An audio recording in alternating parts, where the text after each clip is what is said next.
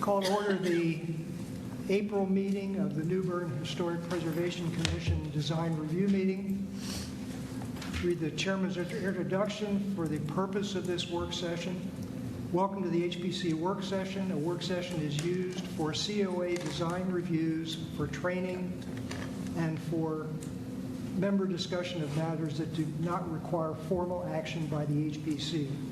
Business requiring a vote may not be conducted at a work session. Public comment is normally not allowed at a work session, and no quorum is required at a work session. And attendance by HPC commissioners is not mandatory, but we strongly encourage commissioners to attend if at all possible. The rules of engagement for the design review are to provide guidance to COA applicants on New Bern's historic district principles and standards, city ordinances, and state statutes related to historic preservation. It is a chance for both the applicant and the HPC to exchange information and ask questions. For COA applicants, please keep in mind that any discussions or comments between you and HPC commissioners at a design review are non-binding and do not necessarily reflect the outcome of a formal hearing on a COA application. For HPC commissioners, you're reminded to refrain from expressing personal opinions or personal likes or dislikes about the contents of the COA application. Your questions and comments should be related to how the content of the COA application relates to the historic district principles and standards, city ordinances, and state statutes. With that, Mr. Shelley. Okay, thank you. Are there any adjustments to the agenda? Seeing none. Okay. Then we'll move right into the first application, which is 515 Queen Street. And it's right below here. So this is the application for that one. And the property owner is Michael and Jeanette Ray, and they are also represented by Go Architectural Design. They've filled out the application, all the necessary information, and the Go Architectural Design representative, Sarah Afflerbach, has signed this. This is actually the authorization form for her to represent them. And we do have at least one person in the audience today to speak to this application. So as we went over this a month ago, approximately, and this is the site on Queen Street. It's immediately adjacent to a recent project that is now under construction where this parking lot was. And you see it's an odd-shaped lot. This is a zoom in. We're going to talk about the back of the house back here. So it gives you an idea a little bit from aerial perspective of what we're talking about, how close it is to or far from adjacent properties. This is a street view image from 2019, which is a little helpful in showing the overall form of the house. And then also towards the back here, there's an existing stairway on the back, coming out the back. So the applicants provided some photographs, one of which I've put here on this page. The front uniquely shows a porch, but the unique part is two front doors, and we'll see why that is in a minute, but not exactly relevant to our project, but to the overall history of the building. It is the Christensen House, and it's a contributing structure, and it was described here as a duplex already back in 1988, but it is now a single-family residential structure. And then that description included the word weatherboard, which is here defined. Then to get an idea as to why a duplex, back in 1913, the Sanborn map shows it was indeed a duplex. It's this one here at 43 A and B. And this shows it was 2 stories on the front and 1 story on the back.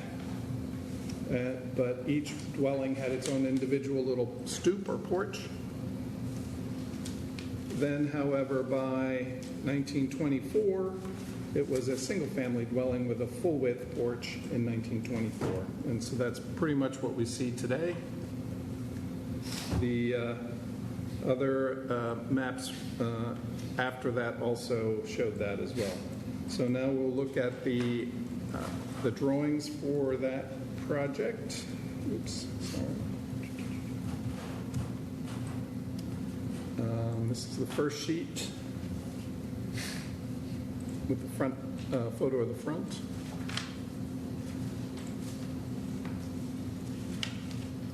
And then they've provided these 6 photographs. The one on the left is the one I stole for the other page.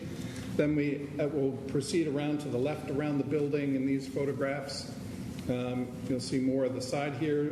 To note here is the 2-story portion has 1 window on the first and 1 window on the second.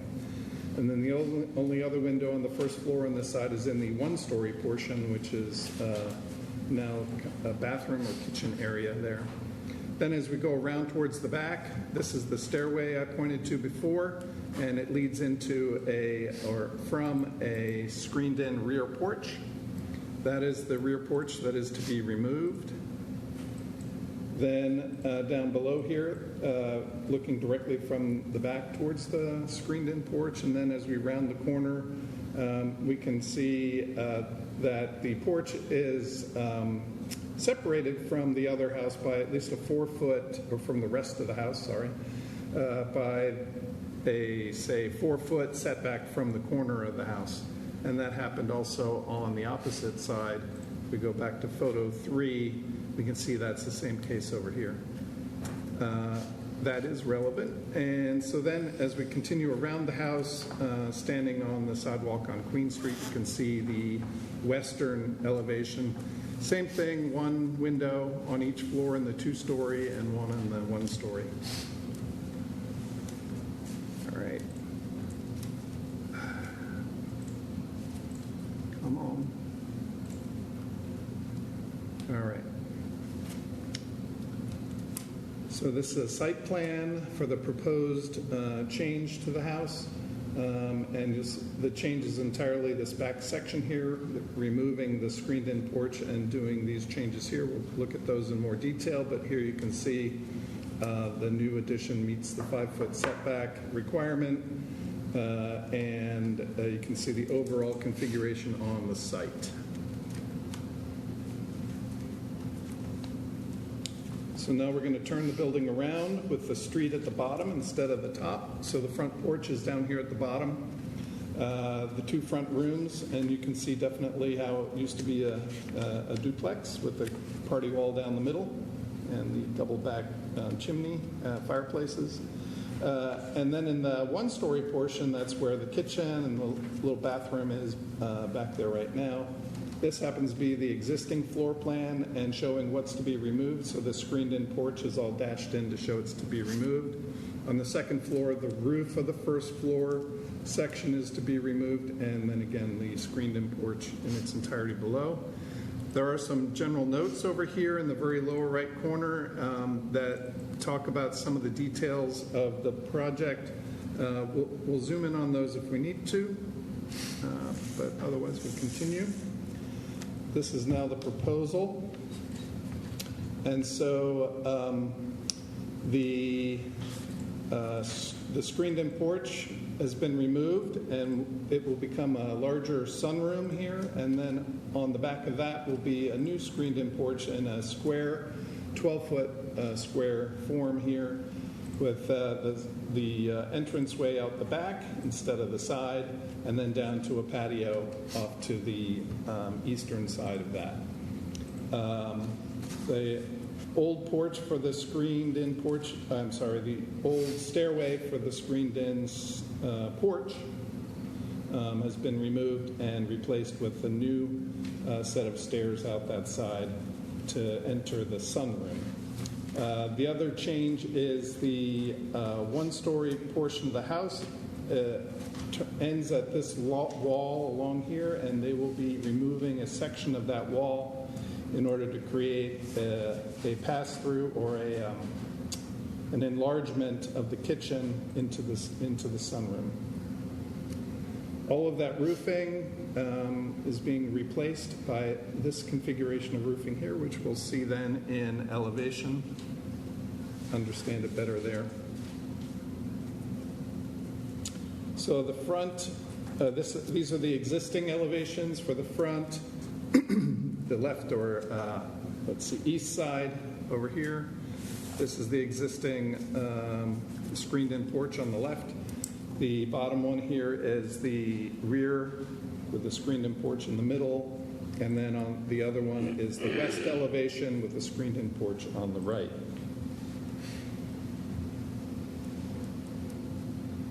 So now the new elevations are shown here. There are no changes to the front elevation at all.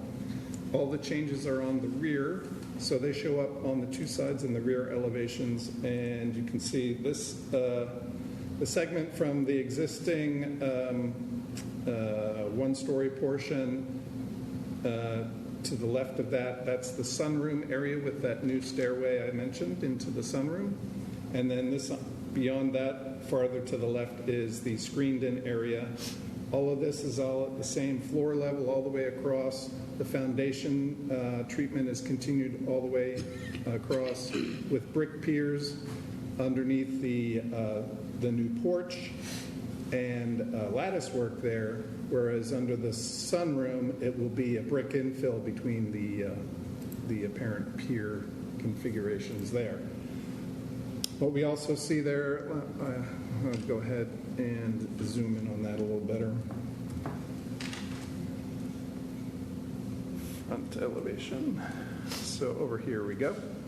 So these, of course, are a new door and new windows. The siding here will be painted cedar lap siding. They're proposing metal roofing across all of the new addition. It's at a 2 and 12 slope, so shingles don't work on that. That, though, however, also matches the roofing on the existing house, or on the rest of the house, sorry. And we can see that the door is a stained wood door. The steps are painted, pressure-treated wood steps. The brick masonry, as I mentioned, the infill is shown with a 1-inch setback from the pier, and the lattice between the piers under the porch are called out here. The pickets and the handrail are shown exposed here on the outside of the screening. The screening goes back behind those. And I think that's enough for that one.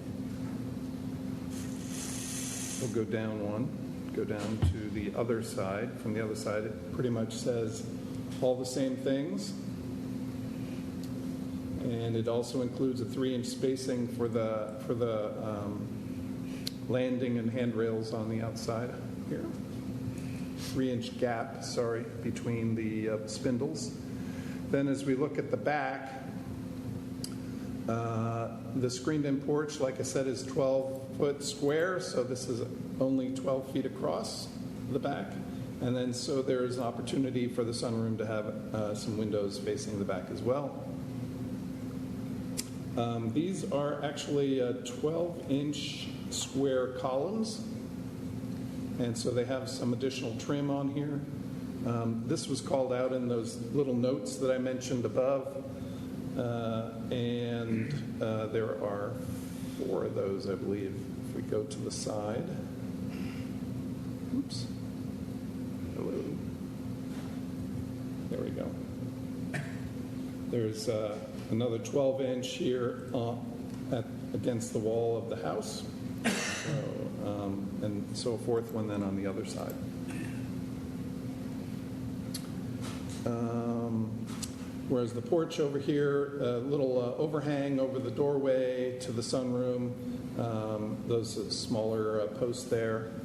And I guess you can see most of all the rest of the details here. And you can see how low the slope is for the roofing on these. All right. So this is the foundation plan. And here you can see, for example, this shows how the foundation's actually made of concrete block, but is then wrapped with brick. And this happens to be under the porch, the screen porch, and then this is the new sunroom addition. And here you can see in the upper left corner, there's a little bump here in this corner that represents that 1-inch setback. And same thing on the west side. Let's see.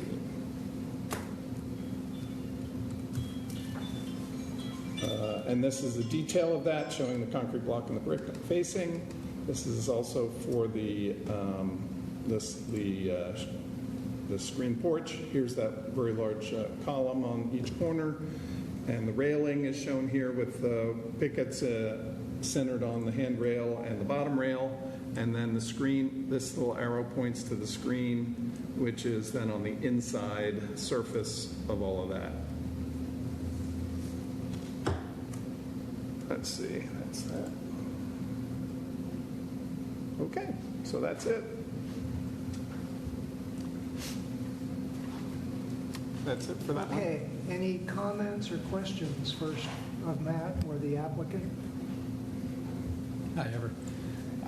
No assistant today? Well, You're on your own? can you come up to the microphone, please? Can you come up to the microphone, please? Trevor, can you come up?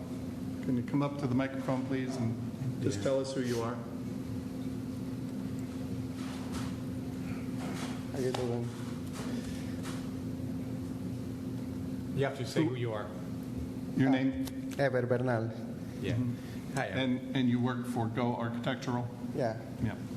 So, based on what we talked about last month, it looks like you've made all those changes. You must have taken some pretty good notes. Yeah. And the setback, so that meets, you checked that, Matt? The Yes. side setback? I know Yes. that was a concern last time. So the screened porch, you're going to demo that, so that goes, and you're creating the new sunroom. You're not going to be reusing the existing? Yeah, no, we're going to take the Take it whole all thing out and everything. put new in? Yeah. Okay. Anybody have any issues with any materials? We have bricks, we have the 1-inch setback on the columns, or the brick inset.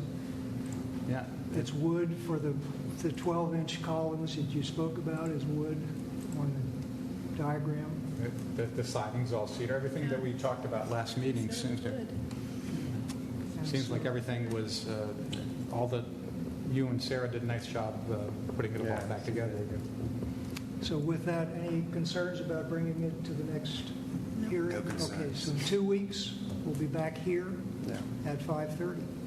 And there's nothing they would need to add, any additional information that anyone wants to see? Did we see a lighting? No. So, are you anticipating any exterior lighting on this? Yes. Okay. So we'll just want to see that then. Any exterior lighting? Exterior light. Okay. And at least one note that says it'll be white light. Okay. Not the fixture, but that bulb, and Yeah. emitting white light. White light. Yeah. Okay. Gonna add that too. So you anticipate some lighting out on the back porch, outside, not inside, but out on the outside? Yeah, Probably. most like it's gonna. Okay, yeah. I didn't catch that. Good catch. Yeah. All right. Okay, thank you. We'll see you in 2 weeks. All right. Thank you. All right. And Thank you. then Matt, 524 East Front. Right. That's the next one.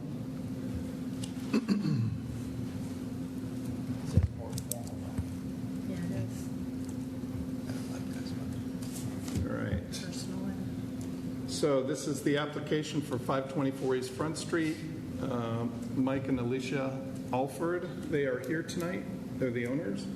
They've provided this application. It's been filled in with a C-attached sheet and the materials to be used.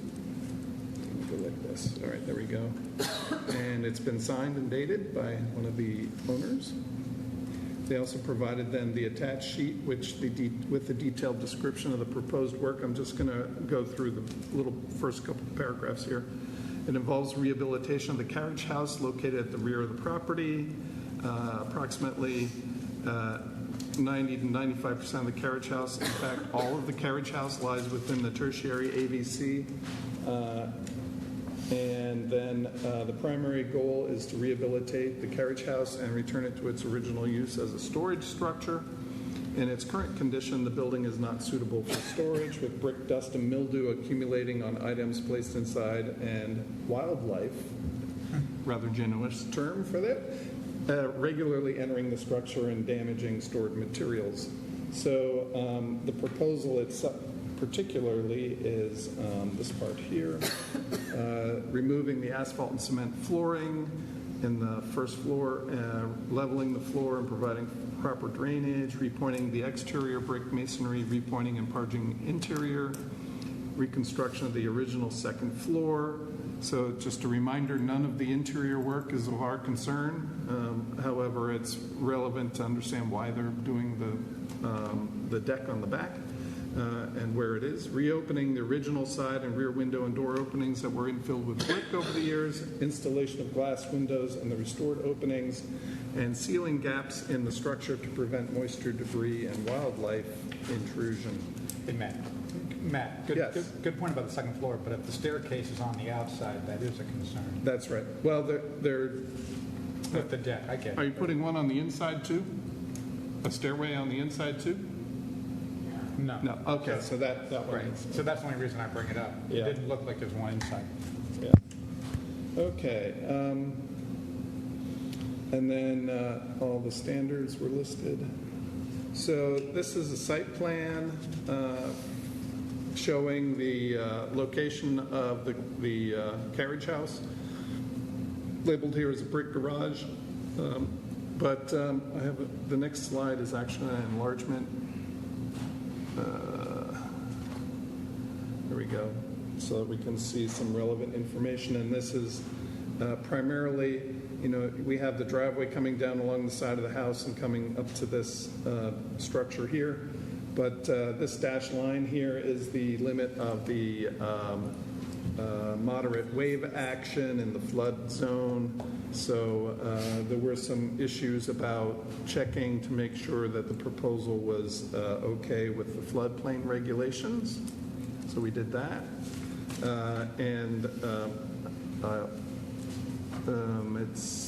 I think there were no issues. I have to, as we go through it, maybe I'll remember if there was any small thing, but nothing serious. This is now an aerial of the entire site and the neighboring homes, properties around it. You can see it backs right up to the river, hence the flooding issue. And then a zoom in, closer in on the actual the project area. And what you won't see later is this, well, you will, I guess, is the little fish pond there on the side. This is an excerpt from the National Register Historic District inventory for the historic district. And this shows that 524 East Front Street is a contributing, hence the C structure. It was built approximately 1810 to 1812, and it's called the Eli Smallwood House, federal style, and then it describes the house itself. Gorgeous house. But it also lists then secondarily, also at 524, is a contributing structure, also 1810 to 12, called the Quarters, which is one-story brick, 2 bays by 2 bays, which the bays indicates how many sections of windows there are. And it has 6/6 sash and a hip roof. So, And Matt, are you sure that's the same structure? well, we'll show in a second. requested SHPO file. I did find that get that file, and I think it's attached below here. So I first looked through the Sanborn maps, and in 1898, there was a structure right there, made out of brick, 2 stories. I'll zoom in here. Here's the house out front, a little bit smaller than it is today, because of additions, I suppose. And then this is now a zoom in on that, and the reason we zoom in here is because the notations on here are important to verify that this is the same structure. A 2-story structure, that's what the 2 stands for. The 0 means either metal or slate roof, and at the time it was vacant, and the slashes mean there's windows on the 1st and 2nd floors. The dashes out front means a wood cornice of some sort. I'm not sure if that's still there, but in the next one shows this is now what does that say that is? 1904. Just a few years later, it was no longer vacant. The X means it was being used as a stable. And now that cornice seems to be all the way around it. So maybe they didn't notate it the last time all the way around. Maybe they added it. Who knows? 95.5 was the address for that building. I don't know why they had an address for the stable, but then in 1908, 1913, and 1924 maps, it's the exact same thing. And then 1931 to 1958, there was one map that covers all those years, and it shows it as a 2-story accessory building, again with the windows on the sides and the metal or slate roofing. So all the way up to 1958, so that must be, you could say, the same building that we have there today. The building that's there is obviously older than modern construction. And that explains all that there. So I would say, Mike, yes. So when was that survey done, the SHPO survey? The one that mentions the 2003. 1-story. What's that? 2003. Okay. So at that point, it might have been called a 1-story because the 2nd floor had been removed. Right. So it would have been a tall 1-story. Right. Possibly. Right. Yep. Okay. So then the applicant also provided some photographs of how visible the structure is from the street or sidewalk. And so basically walking from there's along the sidewalk, you can see here's the front fence pier, brick fence pier here on the left. And this is their side yard, and so looking from that sidewalk across the side yard, you can see the building here behind everything, but you can see it. Next is, okay, we'll come back to them in a minute. That's for our later people to join us later. The next one is walking a little farther. Oh, this is actually zooming in a little bit on that same photo, so you can see a little bit more of the detail if you happen to stand there and look at it. You can see the 2 side windows, for example, and it's hard to see the rest of the details of the building. Then you walk a little farther, and everything starts to be obscured by the bushes.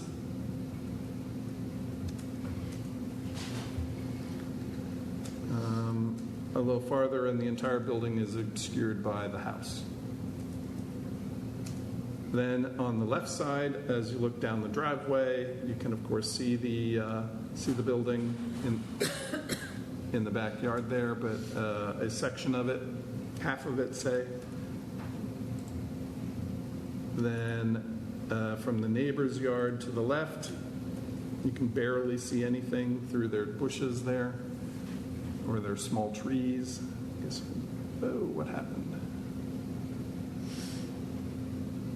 And then walk a little farther, they have an opening in their wall where, again, just barely poking through the bushes and trees. And lastly, maybe a little bit more because there was an opening in their bushes. And finally, even from the neighbor's house, you can again see just a glimpse of it through the bushes and trees. All right.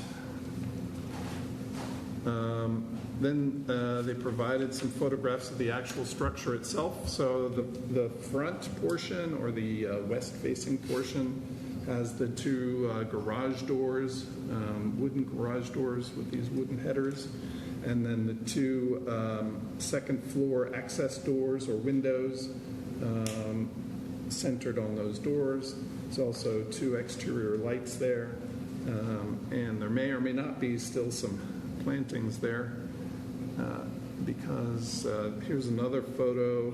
It looks like some of the plantings on the right have been cut back or removed.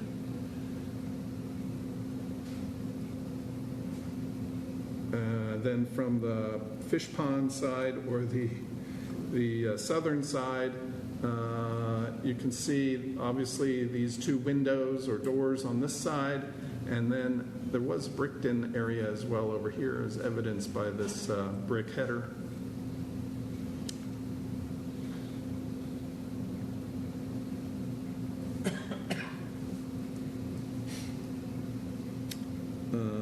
Another view of the front. So now on the inside, this helps just to help us understand why there's a second floor and where it's going and all of that on the inside. But this is now looking out, obviously, through at the front garage door side, and you can see the windows carry through the brick. They haven't been bricked in. This is now the back side. It has actually a door on the upper floor, whereas these two are windows down below facing the river to the east. Then that is the inside of that wall, so there's that door. And now you can see here there's a couple rows of brick up here, and it looks like it's actually corbelling from a thicker lower wall up to a thinner upper wall. And it's in that location that the floor must have been constructed, because this being a door, the bottom of the door would be at the level of the floor.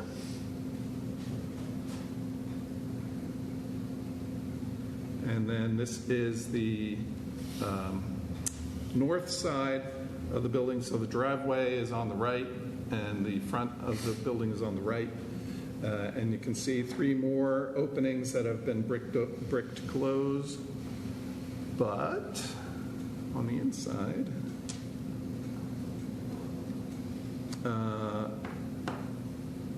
they might not have been bricked in full thickness, it seems. So at least on the upper one, the lower ones are hard to see with the other things in front of them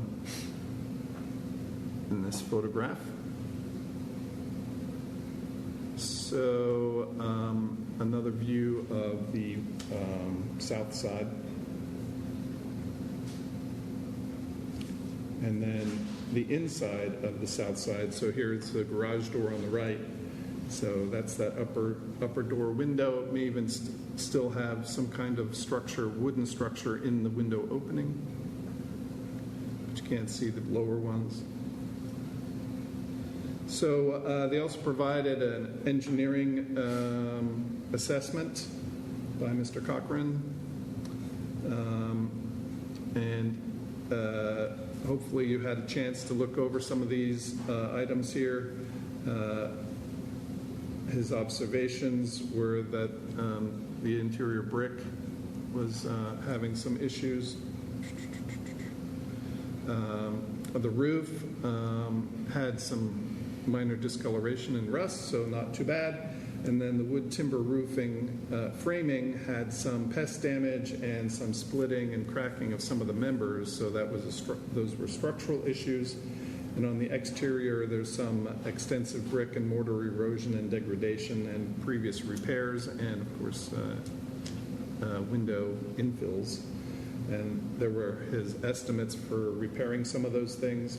They're also proposing, wasn't mentioned earlier, at least in my brief summary, that they're also looking to lift the roof up a couple courses of brick in order to, I guess, get some more ceiling space or clearance underneath the roofing, the roof structure for the second floor. And so that is shown here in number 7, to lift approximately 3 feet in his estimate, but I think it's much less in the proposal. And so he had provided some photos. Of course, this is on the interior, but you can see some of the bricks have actually worn away or fallen out in some cases. So, and there's a decayed pest damage on one of the cross members, structural cross members. Here he circled a split cross member as well. So those are some structural things that they're going to deal with. But then this is probably a more clear view of the condition of the brick on the north side of the building. So they're looking to repoint all of this. They provided some sketch elevations. A few of the elevations, 2 of the 4 elevations are shown here. This is existing and shows the existing floor plan, which is only 1 floor. And the section through it, you can see how the wall steps back as it gets higher for the second floor. And then this is the proposed or sketched proposal that may have modified slightly since then, but essentially they'd like to put a deck on the back of the garage, of the carriage house, with stairs down this the south side of the building where the fish pond is right now. And underneath they would use it as maybe a carport. Let's see, and then they're showing some new operating windows or doors in the current openings, both the first floor and the second floor. Second floor being obviously a door out to the deck, and that's then the stairway we were just talking about on the right-hand side there. And I believe the garage doors are to be unchanged, correct? Or look like I think they said that they replicas. put new doors that kind of look like these. Yeah, okay. So they provided 2 of the 4 elevations here, so you can see the front looks the same. The back also looks the same. Wait. These look like the existing ones. But here's a new section with the new floor in it. So because the back one doesn't show the deck at all. And I don't think we have any sketches of the deck. Maybe it wasn't part of the project at the time the sketches were created. So then their vision, this is essentially a vision document for them. They'd like the front to look like this and be able to open the windows and have actual windows in there. Then on the So they would be north side. almost like shutters. Yes. Yes. Sure, if you can, you'll have to come to the microphone, unfortunately. And you have to introduce yourself. I'm sorry. I'm Alicia Alford. My husband Mike is sitting over here, and then Jonathan Wilkins, who is also here with us. So these photographs, they're AI generated, and AI did not always cooperate. So sometimes the windows aren't exactly well. But I thought it would at least help all of us, ourselves included, with an idea of what might this look like when we finish. So they're not perfect. This whole thing is a work in progress, which is why we're here. So thank you. Okay. So, and here they're showing they're proposing 3 windows on the side. I'm not sure if you were meaning to put this other window where the bricked-in one was or not, but... So you're thinking about replacing all the placement of the original windows? Is that Yeah, you can, yeah, again, yes, Yeah. thank you. Thanks. That's our thought, is to open it up and provide some light and some air in there. But some of it's going to depend on structurally. Because the brick is in such bad shape on the inside, we don't know how much it can support. So the ones that have the shutter doors now would still have shutter doors. The ones on that north side may or may not, depending on the structural brick. Is that That's what I'm correct. hearing? That's correct. Okay. All right, and then the rear is shown here. Now we see the deck on the back here. It's a little bit different than I think the drawing was showing, and it doesn't have the stairway on the left side. It does show a broad swath of large opening with some glass doors. Not sure if that's still in the plan or not. Then on the the south side. Now it shows the stairway. The deck is not as wide as it probably would be, but you get an idea anyway. This stairway does come in front of the one window there, and you can see that they are trying to put the windows there where the old windows used to be, as far as I can tell. So how's that going to work if you have shutter windows right in front of the staircase? Yeah, Those aren't shutter. no shutter on that one. Yeah, that's a good question. But and I actually thought maybe, I don't know if you really want to get rid of the fish pond or not, but that the stairway could actually wrap around behind the fish pond and avoid it entirely, and you could keep the fish pond, but that was just my idea. Anyway, I had a bunch of discussion items. If you wanted to go over any of these, overall the concept seems to be an acceptable type of project, but needs some clarifications. The plan, these are really preliminary plans and ideas, and they're trying to get an idea from us. What, essentially, the old spaghetti on the wall thing. See what sticks. So right. Yes. So, and then just if this were to come a little farther along, we would need, site plan to show the new deck. The structure would have to be able to pass the floodplain structural requirements. The structure that they've shown is not too unusual, so it's probably not that big a deal.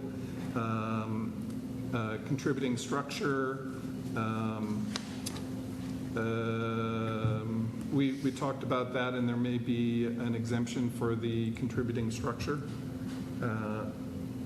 And same thing about number 6. It doesn't apply because we found that contributing structure doesn't need to comply with that. And we do require that the deck is to be structurally separated from the carriage house, which it looked like the one plan showed, a series of columns along the face of the carriage house, so that seemed to be their plan anyway. That was 18 inches is how much they were looking to fill in the one plan. It may be more, maybe less by now. I guess maybe they're looking for you guys for some comments about that. I mentioned 6x6 window, 6/6 window, in the historic description. Maybe the new one should be the same. New windows and doors could be set back farther into their openings. AI doesn't know to do that. So again, preliminary. And then we'll need to know the materials for all the various parts and the deck to the appropriate size. Some of the details we'll need and finishes for the deck and structural railing and the steps. And the renderings would then all be revised or removed. So that's it. Okay, so is it fair to characterize this? You'd like to know if there's showstoppers or problems? Yes. So we've been spinning about this. I mean, it's a really cool old building It is a cool. that if something doesn't happen to it one day, it's going to fall apart. No, admirable goal, gosh. Well, absolutely. yeah, it's a little So daunting. are any of the windows existing? I know there's some still shutters There's no there. glass windows No glass at in all. any of them? And they're not, the ones that have the white the solid white shutters, I'm assuming they would open, they're hinged, but Yeah. there's no glass in them So at all. coming from a family of barn builders, that's something I'm really familiar with. I'm sure I didn't know about that. So I've been around a lot of barns and carriage houses. What those were probably used for at one point in time, that's where they would store hay storage above That's what I that. figured, too. And then you would want to be able to open them so on both sides to get that crosswind to permit mold and mildew and all that from building up in it. So I love the idea that if you're able to keep that character of that with that was what it was used. It was not really a window. It was like more like double doors that would do to put the. They probably had this on the second floor. There was probably an exterior ladder that went up to be able to haul the hay up there at one time, and that way they could, that's where they would store it because it was the best place to store it to prevent fires and that sort of thing. Well, that's what I figured that from reading about the house and where it's located, that they probably brought things, from the wharf and stored them up Yes. from the back, and then they put them on whatever wagons from the front and took them out to trade That's or whatever. absolutely right, and yeah, you don't see those very often. So being able to keep that would be just great, absolutely great for our community. So you're thinking about putting like true windows inside so that you could open them and have glass inside, not to have. Yes. Yeah. Yes. So you'd have some light coming in. Sure. And were you thinking,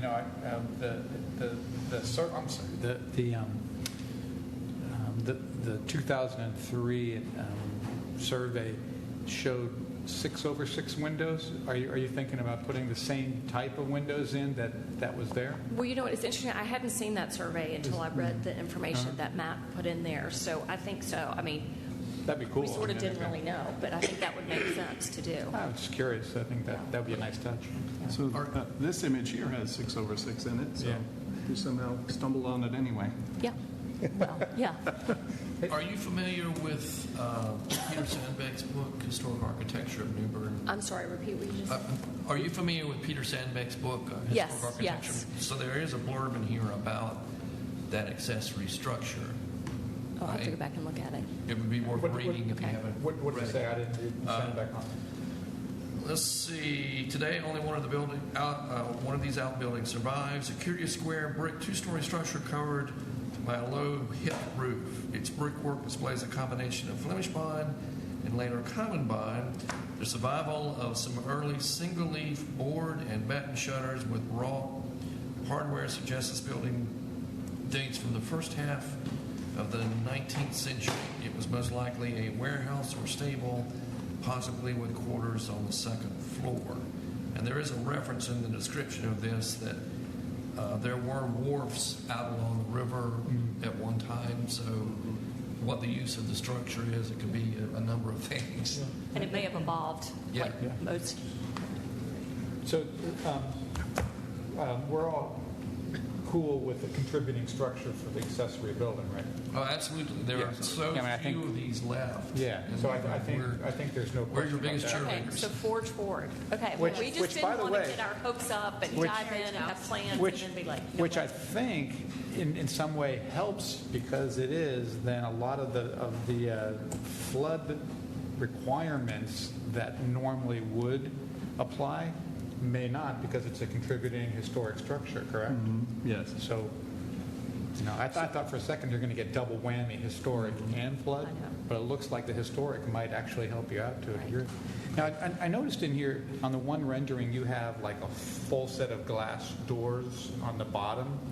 Is that something you're considering, or is that Well, just something that's... Well, we sort of tossed that around because our idea was, if we had like a workout space downstairs, it was, have storage, have workout. It would be cool to be able to open like accordion doors and have the breeze coming off the river. But again, I think some of it's going to depend on what we come up with And I think architecturally. structurally, too. structurally, right. I think you might have some... Yes. I have a question about the pond. Is it your intention to keep the pond or what? Well, we have a love-hate relationship with our koi pond. With all ponds. As recently as last week, Mike watched a bald eagle swoop down and take one of our koi. The week before, we had 7 koi, and now we can find 1. So you're kind of like feeding the local wildlife. we have a are you? sushi bar in our backyard, and I know y'all are laughing that I said wildlife, but I mean we've seen the raccoons and everything, the otters. So we don't know. I think we keep thinking that depending on what we do with this, then will affect what we do with the lawn and the gardens, and we just have to Do we know how eat old the elephant one bite at a time. Do we know how old that pond is? Just as a I think the pond was in place by 1972. I think Morley Williams, when he was doing the Palace Gardens, also did the gardens at this house, but some of it has been removed, some of the patios and the hedges and things, and I think it was put in from what I've read. well, at the same New Bern time. could use a zoo. We got one. We got one. In more ways than one. Elevating the roof is solely to make it more usable on the To second floor. make the floor, I had Mike stand on a workout box and raise his hands to see, like if he was working out how tight. And so we've either got to raise the first floor or the second floor. It's just because do you pronounce your name Elena or Alana? Elena. Elena's point, I think it was probably used for hay or barrels of some sort. If humans were living up there, I have a feeling they were not getting paid. Yeah. When you lift the roof structure, you can have brick in the rest. Are you going to use the same timbers, or are you thinking I about think it would be retimbering? really cool if we could somehow, I don't know if we could use all the same timbers, but to do something with the timbers, either as accents or because I don't know what you call it, John, where they're like peg and Mortise and where tenon. they're joined. What do you call it? Mortise? Mortise and tenon. Yes. You're welcome to come look at it. No, it's very cool. I think we've all admit it's a cool building. Yeah. And I think you're making good use of the structure to have a view of the water, which might be lacking in some of your first floor. It is, because the building blocks it. It's building blocks, so you only get the view from the second story. And so I think it would be a great space for you to entertain or exercise or whatever you use. And plus, deck. the second floor back already has the door to the second, so obviously there was something there at one point. Yeah. Probably not a deck. Right. Richard or John, any concerns or comments? Matt, the deck would still have to meet what all of the Linois Yes. rules? Correct. Yes. Because that's a new structure, and as you point out, that shouldn't be attached to the old structure. Right. That should be. So when you say not attached, you just mean it needs to be on pilings and it's on a set Yeah, of they can be real affixed to it. close, but Right. it can't use the building for support. It has Got to it. have a. And it primarily is going to affect the columns, not the deck itself, because the waves aren't that tall. Right, yeah. But what that means, though, that is you're going to have columns on the bottom of the deck in front of that. So you may have to kind of think about what kind of windows, doors you have. You probably won't be able to have that full accordion thing. And I'm not sure you really want that anyway. Yeah, we have a lot to think about. But thank you. So It's exciting. you mentioned using the first floor as a workout area. I think the flood ordinance would not allow that. Yeah. The You'll use probably of it. want to, if you did that, you'd probably want to air condition it and things like that, and that starts to getting into, you're only allowed to use that for storage or Okay, so we parking. flip-flop it or something. Yeah. Okay. So once you start thinking about air conditioning or heating or How about the second floor, Matt? then that starts to- If that was above flood, could they heat or cool the second floor? yeah, so they could do the second floor, no problem. Yeah. Okay. So I mean, that's something to consider. And I think Matt's point's a good one, is if you can't do it on the first floor, maybe you could do something on the second. And then And maybe you wouldn't need those big doors then on That's right. on the, and that would be good too from a historic standpoint to keep that facade in the back as. Yes. Agreed. Bill. Okay. So any other comments? Because it's going to be a journey. Okay, yes, thank you. It is going to be a journey. Thank you. We appreciate it. Thanks. Cool project though. Yeah. Okay, Matt, 512 Metcalf. Okay, so that one's coming to another DR meeting. Right. All right. 512 Metcalf. So this one is a minor work that I just wanted you to get an FYI on because you may get some questions from people about it. It's a little bit unusual. It's a play structure that was constructed in the backyard of this house, and it was constructed too close to the property line, so now it's been moved. It's also approximately 12 feet high in all, 8 feet wide. Essentially, let's see. And then this is, I'm going to make it a little smaller so you can see the context. This is what it looks like now from the neighbor's house. And you can see that's it's near the back property line, but that's within the setback area. I mean, it's not within. It meets the setback for the back property line. It has no problems with the side yards, obviously. And so also, this gives you an opportunity if you have some comments about our approval or COA, any conditions or something like that, or if you feel like it needs to come back as a major work, you can do that at this point too. So that's almost like an accessory structure. Well, except it's a play structure, Okay. But it's still... And it doesn't have a roof, it has no windows, it's not conditioned in any way or any of that. Oh, so that's finished, there's no roof associated with it? Yes, correct. And there's nothing but pilings, there's no foundation there, or is there? Correct. Well, they obviously go in the ground. Yeah, I'd say there's probably concrete around that. Yeah, so I don't know exactly. So No? come on up. Are the owners here? Yeah, okay.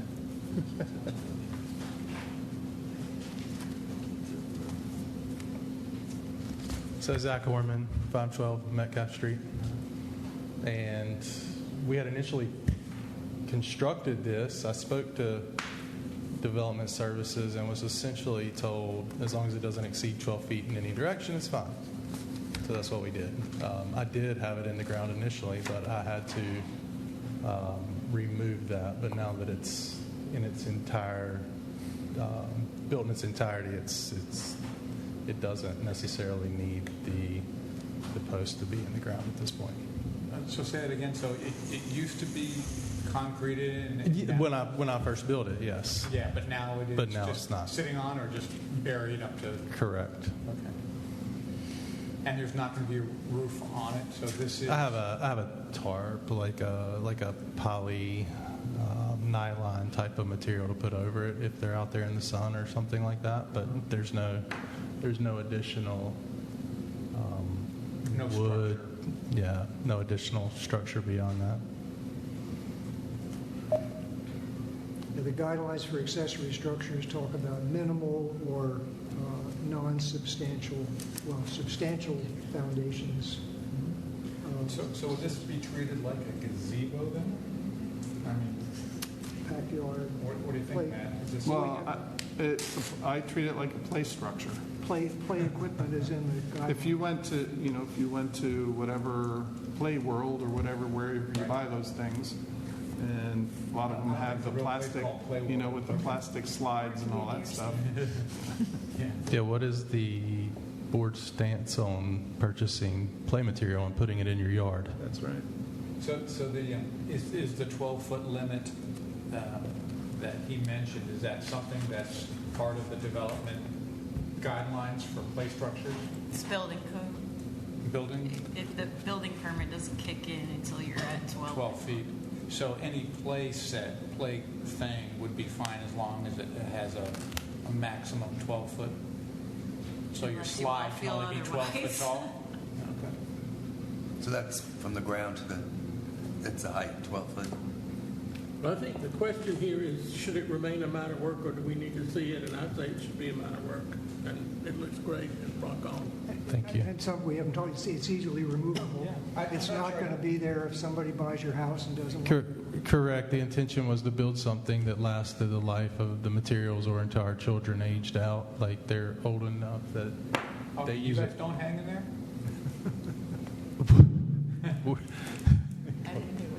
You said you guys don't hang in there? And not us too much. I try to stay out of it. They use it a bit, but And so, Richard, I think you're absolutely right. I think that the question is, should this be a minor? Like, I would say, yeah. I would agree with you, Richard. my intention was to build it to mimic the house so that it, in my opinion, looked better than something you would go and spend, $3,000 on at one of these places, have it come in with synthetic materials that didn't, look like the rest of the neighborhood. So my intent was, I didn't realize. Is that wood or is that plastic side? Is that all wood? That's all wood. And the siding and everything, I had Brent cut at Precision Molding to be the exact same size as the siding of our house. It's painted the same color of our house so that it would fit into the neighborhood as nice as possible. Apparently, I got it too close to the back line. I did not realize it needed to be 3 foot off, so that's how we got involved. At that point, I realized I needed to get approval from HPC, which I didn't realize I needed for a play structure. I think Richard's right. Minor. I just had a question is, so there's no window in the back that overlooks the neighbors? No. So Matt, since we can't vote, are you comfortable doing it as a minor? Oh, yeah. The side neighbors would, but then. All right. Very good. Thank you. Thank you, guys. So Matt will be your contact. So now I think we have 100. Yeah, that's okay. So now we have to go into the Teams meeting here, or AKA Zoom. So I'm going to share my screen. You better tell her she's on camera now. Yeah, okay. Brandy, hi, can you hear me? All right. Can you say something so we... Can you hear me? Yes. Yes, we all can. Perfect. All right, we're going to share my screen so you can, we won't see you either. Okay. All right. Don't do anything crazy there. Yeah, right. We'll behave ourselves. Sounds great. All right. So now I go down to the next project. All right, so this is the application for 100, and let's see how that looks up there. Move that over there. All right. For 100 Middle Street, the Doubletree Hotel. And this is the application that we actually saw back in December. And it actually is signed right there. Can you see that kind of maybe? But yes, so Cameron Lassiter of Clearscapes, the company, the architecture firm that's been working on this, signed it there. And here we have Mr. Haraldson's authorization that Clearscapes may represent him in this project. And we'll go through now their slideshow. This is the area of work. Behind the hotel is the back patio, the whole entire back patio area that's back there. We'll see some photographs in a minute. They even went and did the Sanborn maps by themselves. I didn't even ask them to do that. But as you may or may not know, the location of the hotel used to be a combination of pier and water way back when. This is from 1913, and you can see the rest of that entire marina area that we have now today was a whole series like that back then. All right. So you're thinking about returning this to be a canal and again? Yeah, no canal anymore. Sorry. Too bad. As much as that would be interesting. Okay, so this is just a site plan for the entire area down there. The left one here is the Doubletree Hotel. The right one is the other hotel there. And we're talking about the area where it says pool. And that, somebody's right. All right, so this is a zoom in on that area, current conditions. Here's the pool here, and then there's a patio off to the left side here, and then there's a gazebo and I think a wood deck area over in this area. What we also see here is that the deck extends out into the right-of-way. So there's an encroachment agreement for that area granted by the city.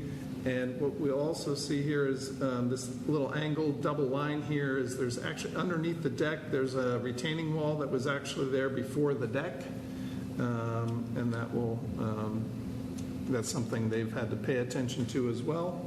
But you can see the walkway along here. That's where the walkway is today. And then the very last line here is the bulkhead, and beyond that is the water in the marina. All right. Can everybody see that okay? I mean, the lines are a little bit thin. Yeah. I can zoom in a little bit more. I suppose that would be better. Okay. So now they're proposing in that same area to basically, I guess, cut the top of the pool down and fill in the rest, I guess.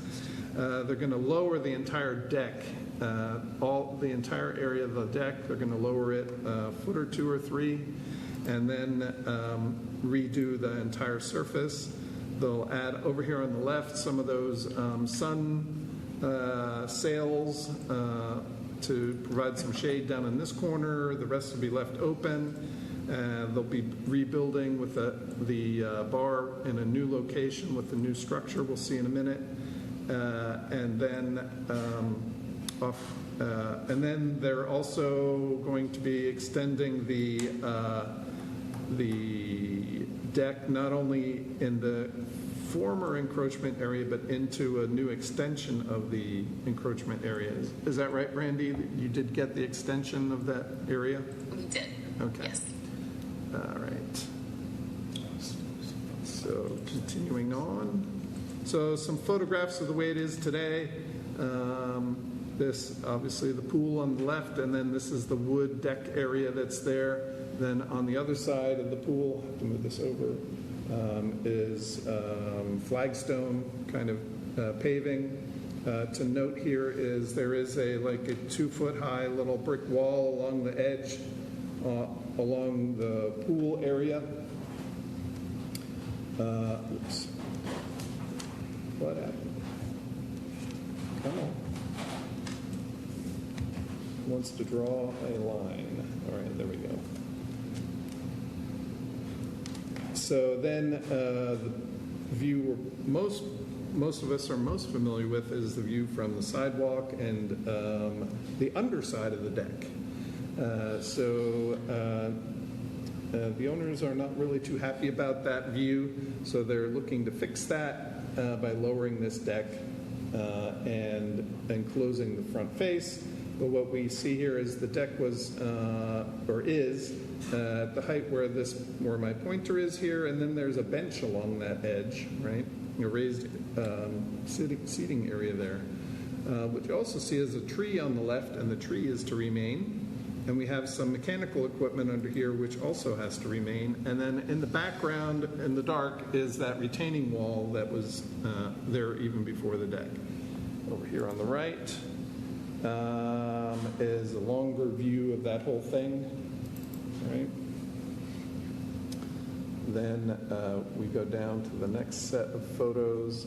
That's the corner where there will now be the sun sails. And then from the outside looking back in towards where the sun sails will be, this brick wall apparently will be cut down a few feet in order to allow the deck to actually be at a lower deck elevation. And I think we'll see in a second some details of the edge of the deck. Okay, so this is the current still, and that's the current gazebo bar. Okay, so now this is essentially a floor plan of that, of the proposal. Stop it. And so we can see now it's extended all the way down to the corner. They're proposing, I'm going to zoom in, this is way too small to be of much use. In the middle here, next to the tree, they're proposing to put some stairs down from the deck down to the sidewalk. And that's to hopefully invite the public up to this area now. And they've also included a design where there's like some double-sized steps off here on the left or triple-sized steps on the left so that people can sit there kind of like stadium seating with their drinks in their hand and looking out at the marina. Off to the right side of the tree, because of the electrical equipment, they're going to have a slightly elevated portion of the new deck that will probably be a little stage of sorts for some performing artists.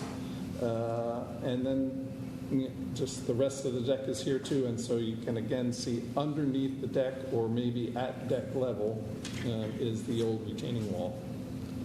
So, and they're saying this will all be about 3 foot 6 inches above the sidewalk.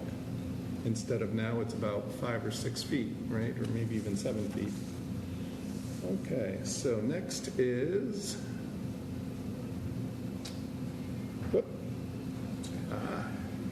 the rendering, of the project. So I'm going to focus here on the area around the tree where you see the stadium seating, the steps, the tree, the raised area, and then around the entire edge is some clear or cable railing, and the edge of the deck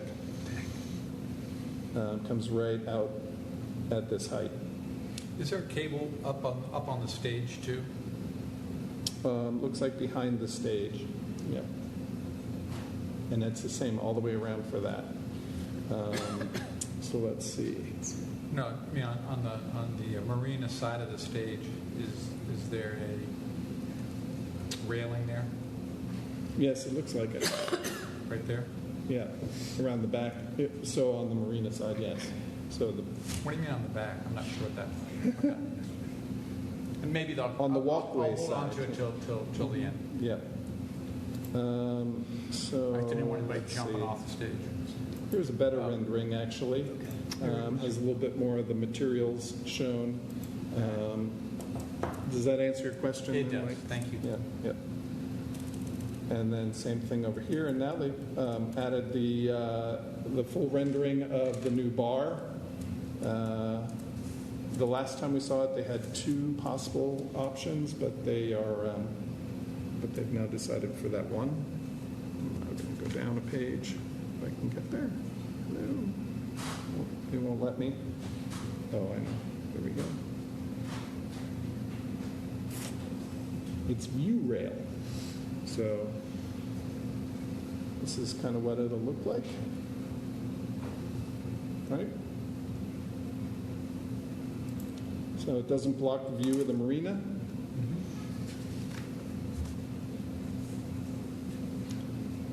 What's that, about a 4 or 6 inch separation between the cables? Brandy, did you hear that question? No, I couldn't hear it. I'm sorry, Brandy. The separation between the cables, is that like 4 or 6 inches? Code maximum for that is 4 inches. They want spheres of 4 inches or less can pass through it, but not larger. It's basically trying to keep children's heads from. That's exactly what I was thinking. Children's heads, Yeah. dogs' heads, or something. Yes. That's right. That's right. All right, so next page. This is the material for the surface. It's a concrete paver to match existing. And then for the let's see, the decking.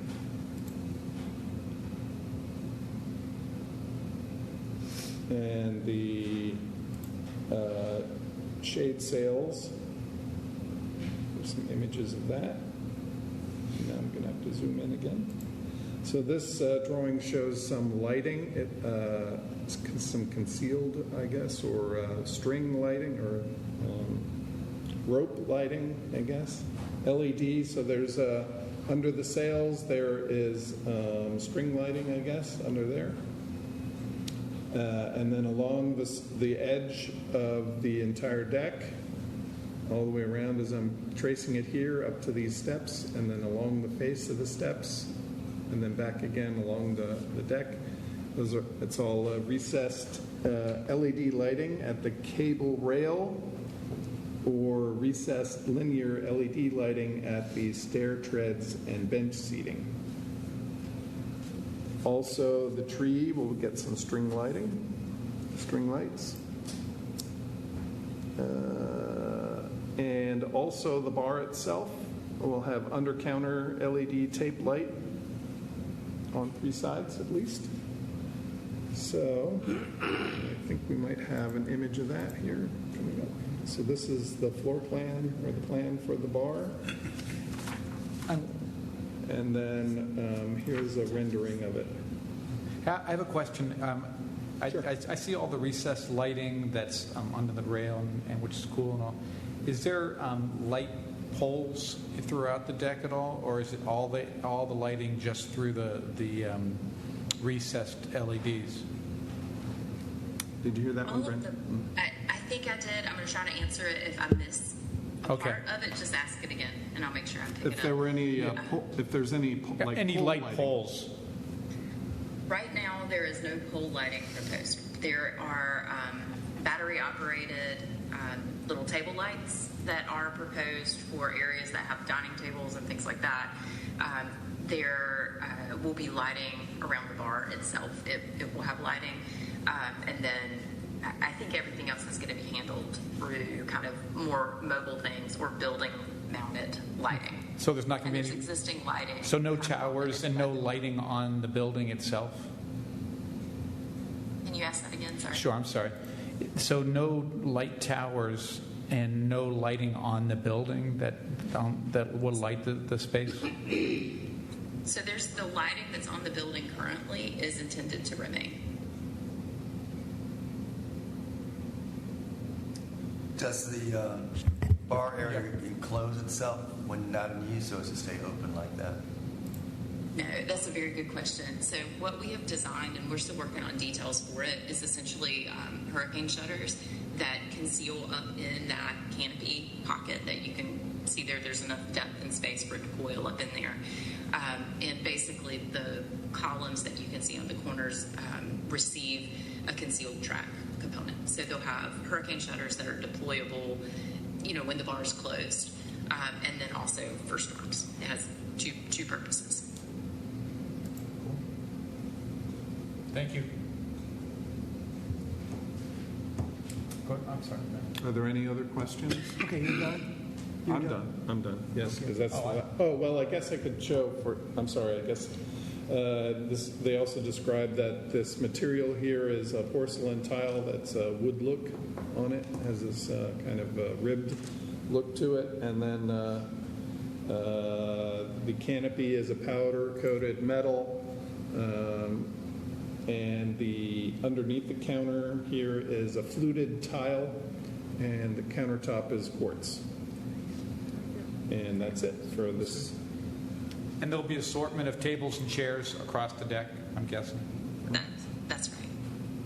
Right now, the intent is that things, if you're looking at this image to the left of the bar, are more tables and chairs. There can be some soft seating kind of mixed in with that. So think about, nice hotel patios that you've seen out and about. So it's something like that. And then on the proposed deck area to the right of the photo, it's a little more casual seating. So slightly different character over there. Any other questions, comments, any concerns about the bar? I do think we'll want to see the. You'll have to closer to the mic. I do think we'll want to see the hurricane shutters in your final submittal, just so we understand what those are, what that material is, because those are primarily going to be shut throughout the year. I think that's important for the overall design. Okay. You heard that? That's it. I didn't hear all of it. I heard most of it. So let me point out that she can only hear what's coming over the speakers, not what's going into your microphone. I mean, you have to speak loud enough that we hear it, because it's going into my laptop. Okay. So the concern was what it looks like when it's closed up, what the bar looks like when closed with the shutters. We can make sure that we bring that for the hearing for sure. We can bring the product materials that we're proposing, as well as what it's going to look like closed. Do you need a rendering of it closed, or are you okay with the product information? Cut sheet is good enough, is it? Okay. Yeah, Just a cut sheet. Yeah. It's up to you guys. That's great. Cut sheet. Yeah. Anything else? And we get to pick what beers are on tap? What was that? Nothing. A joke. We're fine. I thought it was a joke and I missed it. I was so sad. We ignore him too. Not on purpose. Thank you very much. Appreciate you coming over Zoom. Yeah, thank you for having me. All right, perfect. Okay. So this goes to the April 15th meeting then? Yes. Yes. All right, very good. All right, we'll see you guys then. Someone will have to be in person. I'll be in person for that. So All I'll right. see you in person, so no shouting through microphones. It'll be much easier. No, I'm right. sure. No. All right, perfect. Okay, next, Thank you. We have Thank 710U, you. and I'll Have a great combine night. it. You too. I'll mention we also have 811 Pollock, which are both requesting a demolition and redevelopment. As a result, I've asked Tim to just briefly review the standards we have for demolition and how we go through that process as two separate hearings. Yeah, and man, I think you handed out the rules. Yes, everyone has a copy of the rules on their desk. And the procedures. So just, since we've got some new members, just quickly a little background on this. Tim, can you speak closer to the Yeah. microphone? Thank you.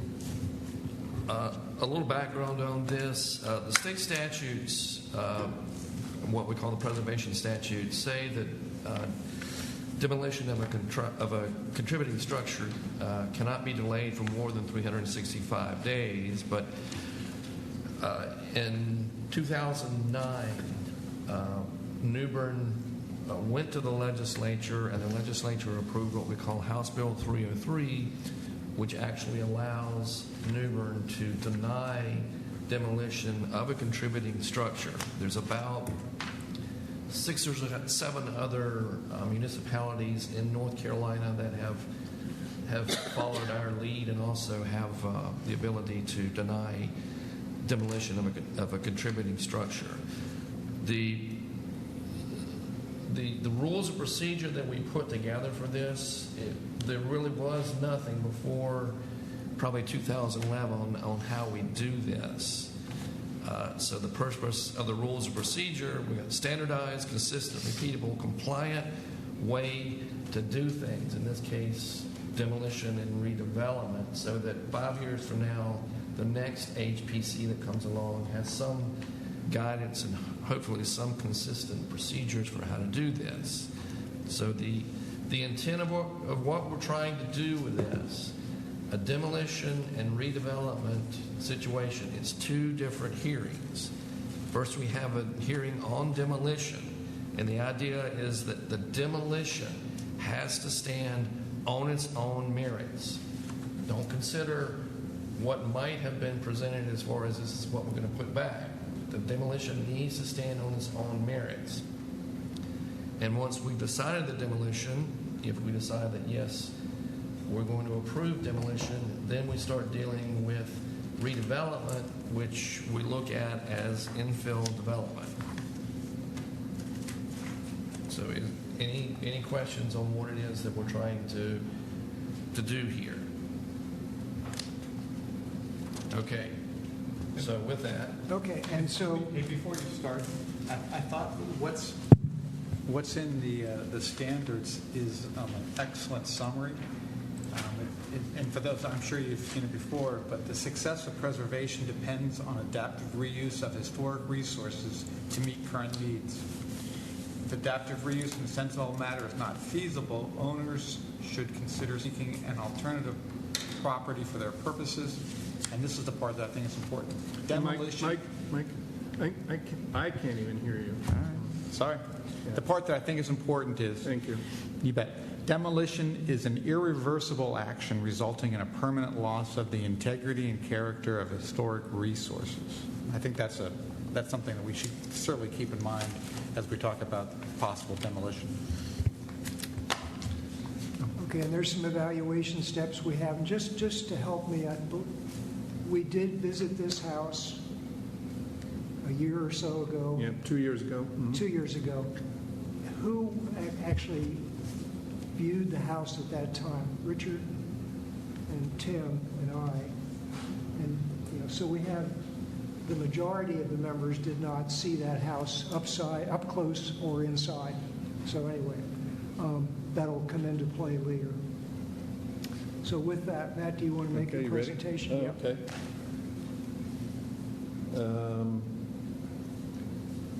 All right, so that's the application for 710 New Street.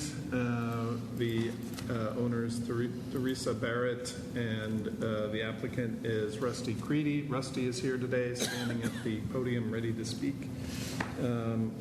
And the application is signed and dated by him. I wanted to go through a little bit of the history of this project. So it started in the records anyway, back in 2023 in February, where they turned in an application for demolition at the time. And that's when we were talking about this, and that was even 3 years ago. And 710, so these were some of the photographs from back then.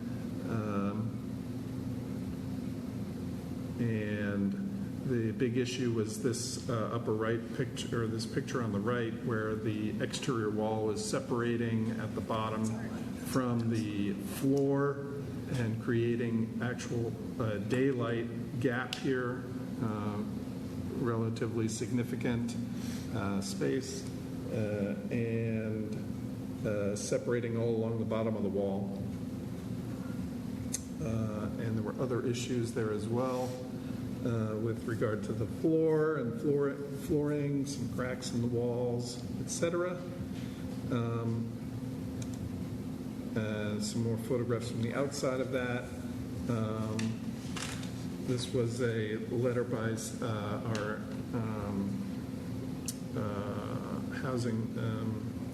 minimum housing officer at the time. Some of the most important things were highlighted there. Photographs and reports by some property inspectors, private. There was a letter generated by the, and so, I'm sorry, before we get into that, the HPC toured the building, and I think before any action was, or before it was brought to a hearing, the applicants decided to drop the application and withdraw the application, I should say. And they, at least rumor had it, that they had found out about the Rebuild NC program and were looking into that. And so, lo and behold, they did end up in the Rebuild NC program. They, one of the things they were proposing in 2024, it looks like, was the to replace the metal roofing on the project on the house, and the SHPO produced this letter saying that it didn't seem to be a cause for that it could be repaired instead. I was CC'd on that letter, it wasn't to me. Then now we have the next application was to actually rehab the house and Mr. Creedy was the applicant for that one, for the owner, and this is the application for that. That was just last year, 1 year ago almost. And that went through the process, and they were granted a COA to rehab the house, according to the sheet of, this was the scope of work here essentially on that page. And so he went about to do that rehab. There's a photo from October or something where he was doing that. And then we are here today with a new application to actually now demolish the house. Once again, an application to demolish the house. And he signed it and dated it just this past week. And these are now photographs of what they discovered during their rehab process. We okay so far, Rusty? Oh, okay. Been a ride. Yeah. So what you see in this photograph is once they were removing some of the flooring and floor structure, they discovered that even the rim joists, well, just let me put it this way, quite substantial termite damage. This rim joist here, which is the structure, a rim joist is the beam, sorry, it's not a rim joist, it's a rim beam. It's a beam that spans from pier to pier and holds up the wall between the piers. So all of the studs and the bottom plate all bear on that beam, essentially like a door opening or a beam opening across a dining room or something. So these beams are important structural pieces, and this one is about a third of it is gone on the bottom. And the bottom is the most important part of the beam. But you can also see even the studs have been riddled with termite damage. All right. This is then the crawl space here. And so if you look also farther down on that, this is now the side of the wall that was had that gap in the and separation from the floor. The floor has been removed, and here you can see some massive termite damage over there. I think we have a closer up picture in the next one. Yep, there you go. And you can see how this is now, that gap has widened considerably since just a year ago. And it seems like this pier has tipped over even farther than it was before. I don't remember it being tipped that far over. So it's gotten worse, and that's a significant structural issue. They were looking into, here's another angle on that, and some more pictures, photos of some of the other studs with termite damage. Oops.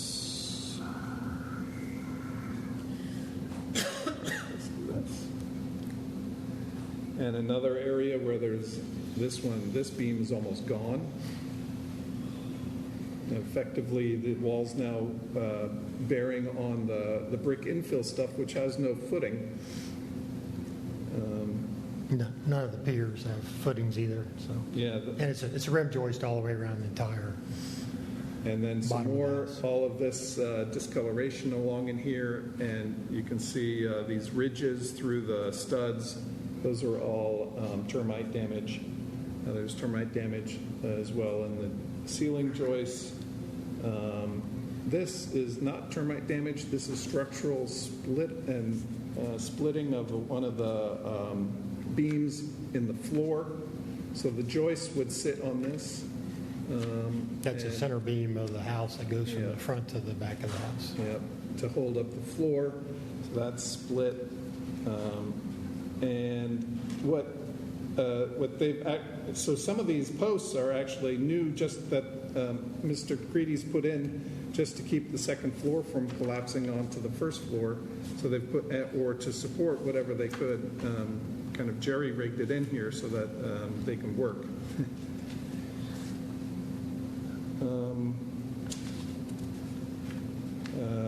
Let's see, and this, apparently behind this rim beam is also some termite damage back behind there. This is a ceiling joist with termite damage, and now you can see even better some of the damage on the studs as well, and this top plate. So Mr. Creedy was investigating how to replace the foundation, and in order to do so, he asked some companies that lift homes for some estimates, and there's one called Elite Construction, which actually was recommended. Just to clarify one point, because we had the New Bern inspectors come look at the house. It's got about 44 pier footings, piers, I'm sorry. None of them have footings. And basically the city said you need to have footings underneath all those piers, or you have to have a professional engineer sign off saying it's safe as is. And we did engage an engineer basically and to keep their life. I mean, they basically said, no, we're not going to sign off on that. So that triggered the need from a safety standpoint just to lift the house if you have anybody underneath working on that, put in new foundation. So this is a report from one of those house lifting companies, and it says it has become clear that the extent of the termite damage is significantly more severe than originally anticipated. The structural integrity of the home has been compromised to a level that raises serious safety concerns. Unfortunately, the damage extends further into the second floor than initially observed, and the home is already showing signs of instability, including even further noticeable leaning. Given these conditions, we do not feel it is safe to proceed with construction activities involving heavy equipment, steel beams, or any structural work around the property or home. The risk to both the property and, most importantly, the safety to our crew members is too great. Additionally, due to the extent of the damage, there is no reliable way to predict how the structure may respond during the course of the project. And so they say they just can't do the work. They decline. And so that option is also off the table. So they're proposing to demolish the building. So I think, as Tim said, before we go any farther with any proposal, we should discuss this part first. Obviously, we're not making any decisions tonight, and you can't. But you may have some questions, or you may want to discuss how to proceed farther. And one of the next steps would be for us to arrange for a tour of the house, or a viewing of the house, maybe might be a more appropriate word for it, if you feel like it's still necessary, or if you feel like the photographs and the explanations have been sufficient to be able to make a decision. Okay, well, the rules of procedure say each commissioner shall visit the site of the structure proposed for demolition. I don't feel good that it would be safe to go in there, personal opinion. Yeah. Does anybody disagree with that? I agree with you. I don't think it's safe to go in it. And I think the pictures are Given the pictures, I've been by, I would, and Well, can you go, microphone, please? Yeah. Yes, go ahead. Sorry. Oh, I would actually require you to go by, not encourage, but require you to go by, at least walk as best you can around the house. It is safe to walk around it. Be careful. Still some construction, but please look at the condition of it right now.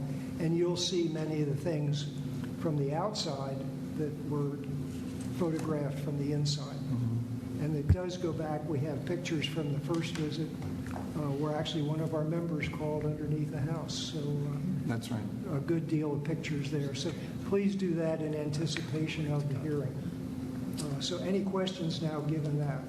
So SHPO has not come back out. I mean, have you sent them these recent set of photos? Because I think they came out a year ago and said it looks like it's restorable. Yeah, no, I haven't yet. Okay. So I require some kind of direction from the HPC in order to request that they do that. I've already drafted that email for tomorrow to be sent tomorrow morning because they will take up to 30 days to respond, which would be essentially this, the design review meeting, the night of the design review meeting next month. And I'm assuming in that email you would send some of the photos that you've supplied. Yes, for this. I've already attached this entire package. Because it's unlikely they would come here, right? They would do their review based on photographs, probably. Generally, they like to come to the site. I know when in both of the previous cases for Trent Court and for Shriners, this was during the pandemic, that they did not come. And also, they had staff shortages where they couldn't make it, so it was not actually possible in those cases. So they did rely on a lot of the photographs. But for the most part, they're providing more of a historic background. So they're doing a lot of what they call desk work, desktop work to create their report. And you feel the photographs you're sending them are there's enough photographs for them to be able to get a fair assessment of the condition of the property? Yeah, so I'm not exactly sure they will actually say whether or not it is appropriate to demolish or not, but I think they will just be providing kind of historic background so you can judge whether or not it's important enough to expect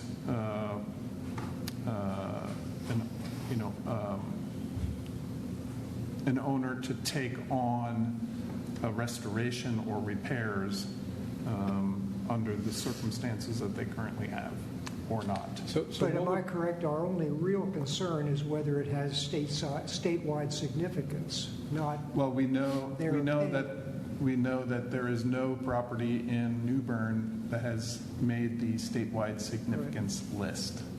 So their opinion does not override what we do. That's correct. Yeah. That's correct. And just kind of as a benchmark, keep in mind that we look at two things very early on. Is it a contributing structure as part of the inventory, which this house is? And then the second thing is, does Peter Sandbeck reference it in his book? This house is not in that book. Right. Now, so what would differ if you sent it to SHPO? What would be different than the opinion they provided a year ago? So the one that they provided a year ago was focused on the condition of the roofing, or 2 years ago, I think it was, on the condition of the roofing. Or maybe was it? It was 2 years ago. That was the contractor that The one was from assigned before we were. March 4th, 2025. Oh, yeah, okay, yeah. So A year ago. Right. So, yeah, they were focused on the roofing. They didn't seem to cover much of the rest of the structure itself. I think the original general contractor basically had a plan to reshingle the roof, and I don't think they had actually come in front of this committee at all. And Right. I had some roofing No. contractors look at it and said the That's roof was right. repairable. So in our Because meeting we had last year, we basically said we could recoat that roof. Most of the issues around the chimney flashings. And roofing replacement is minor work, so it wouldn't have come before you anyway. Thank you. Yes? So in order to do demolition by neglect, do we have to figure out what's going in place for a new build? Or we can Well, as Tim mentioned, first you decide whether or not the structure should be allowed to be demolished or not, irrespective of what's to replace it. Okay. And then, as I understand, then we have to approve what's going in, and then Before we they issue both of those at the same time. Yes. Correct. Right. Okay. But of course, you don't need to deliberate on a replacement if you decide it should not be demolished. Correct. Correct. Right. So that's why we do it in that specific If one, then the other. If not one, then you're done. So look at the evaluation criteria that Matt provided. It's in the standards. And that's what we'll be discussing at the hearing.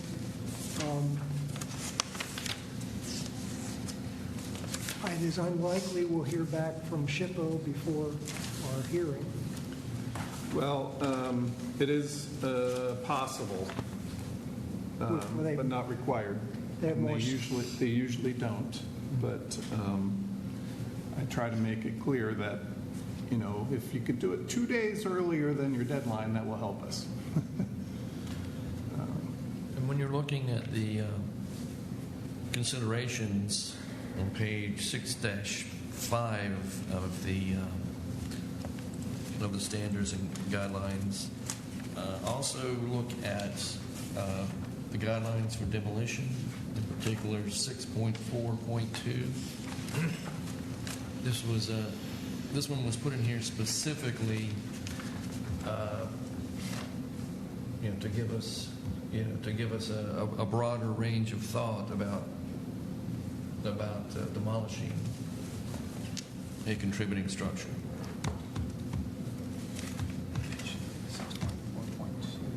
Okay. So is there anything else we need before the hearing or for the hearing?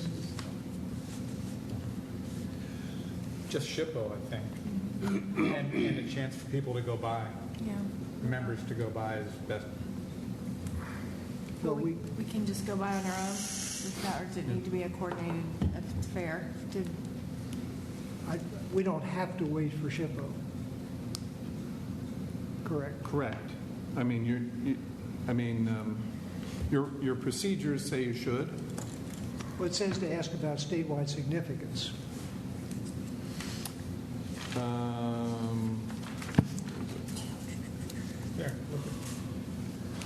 Following items must be verified. You have at the bottom of the first page of the handout. I was looking at procedures, not the standards. Right. In the procedures, bottom of the first page. Number 3. Yep. Number 3. SHPO has evaluated the interior and exterior of the structure and provided a written evaluation and opinion on the architectural, historical, and cultural significance of the structure. Was any objection to scheduling the hearing, and then if SHPO says we're working on it, and it's likely to be here, we could always delay? Unfortunately, it's another month each time we have to delay. Right. And it may be worthwhile to go ahead and schedule it in hopes that we get feedback from SHPO and at least have a partial discussion Or perhaps to get the data and the evidence on the table that we have. Well, it says actually inspect it. So if they say they can't inspect it. Yeah. My question there, I guess, is top of the second page, has the local building inspector evaluated its current condition? Yeah. Okay. Yes, and we can get that written.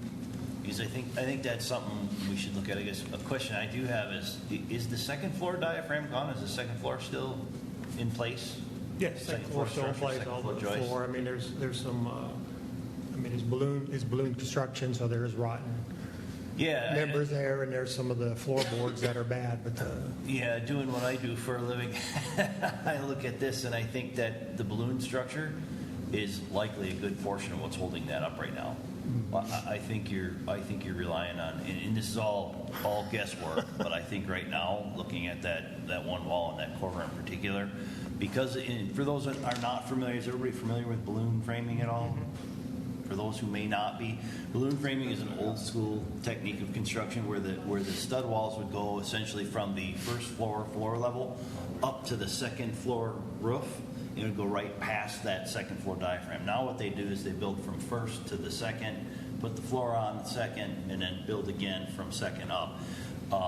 Because you have that continuous stud here, I think that's actually contributing to some of the stability, if you will, of what's there. I think the building inspector should look at this as soon as possible. The who? Oh, yeah. The building inspector's been out there multiple times. Yes. Oh, yeah, they're very, I mean, they're very supportive of it being demoed, and back it up a little bit. I mean, again, everything's complicated with this being through the Rebuild NC program, which is wrapping up. They've pushed hard. They pushed me hard, even though I've had some general comments that this price is getting too high to rebuild this house, and there's safety issues with it. But they kept pushing, and I had four different foundation contractors that have looked at this job, and the lead construction was, I had him back look at December, I think, and they have a huge backlog, and they basically the only ones that really bid on the job. And they had a detailed plan and everything else, but when they mobilized, came out here, they said, I think most of their workers says, we can't lift this house. So again, I mean, the complicated issue with this whole thing is the Rebuild NC, because I mean they're wrapping up, and hate all these delays happen and everything else, but when they were pushing down the path to get this house rebuilt, and they are wrapping up by the end of this year. So, I'm just a low guy on the totem pole, and I know you guys have rules to follow and everything else, but there's a strong desire for the state to get this thing done for this homeowner. So Matt, can we schedule it for the next hearing date, which will be the 15th? And then if you could maybe call after you send them the pictures and say, is this worth your trip? Right, yes.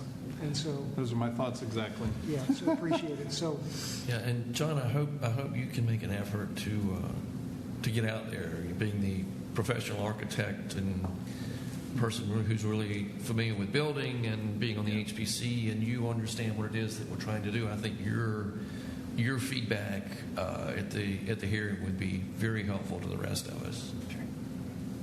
But I think you might be right, John. I think that one wall is probably being hung from the others. Yeah, it's.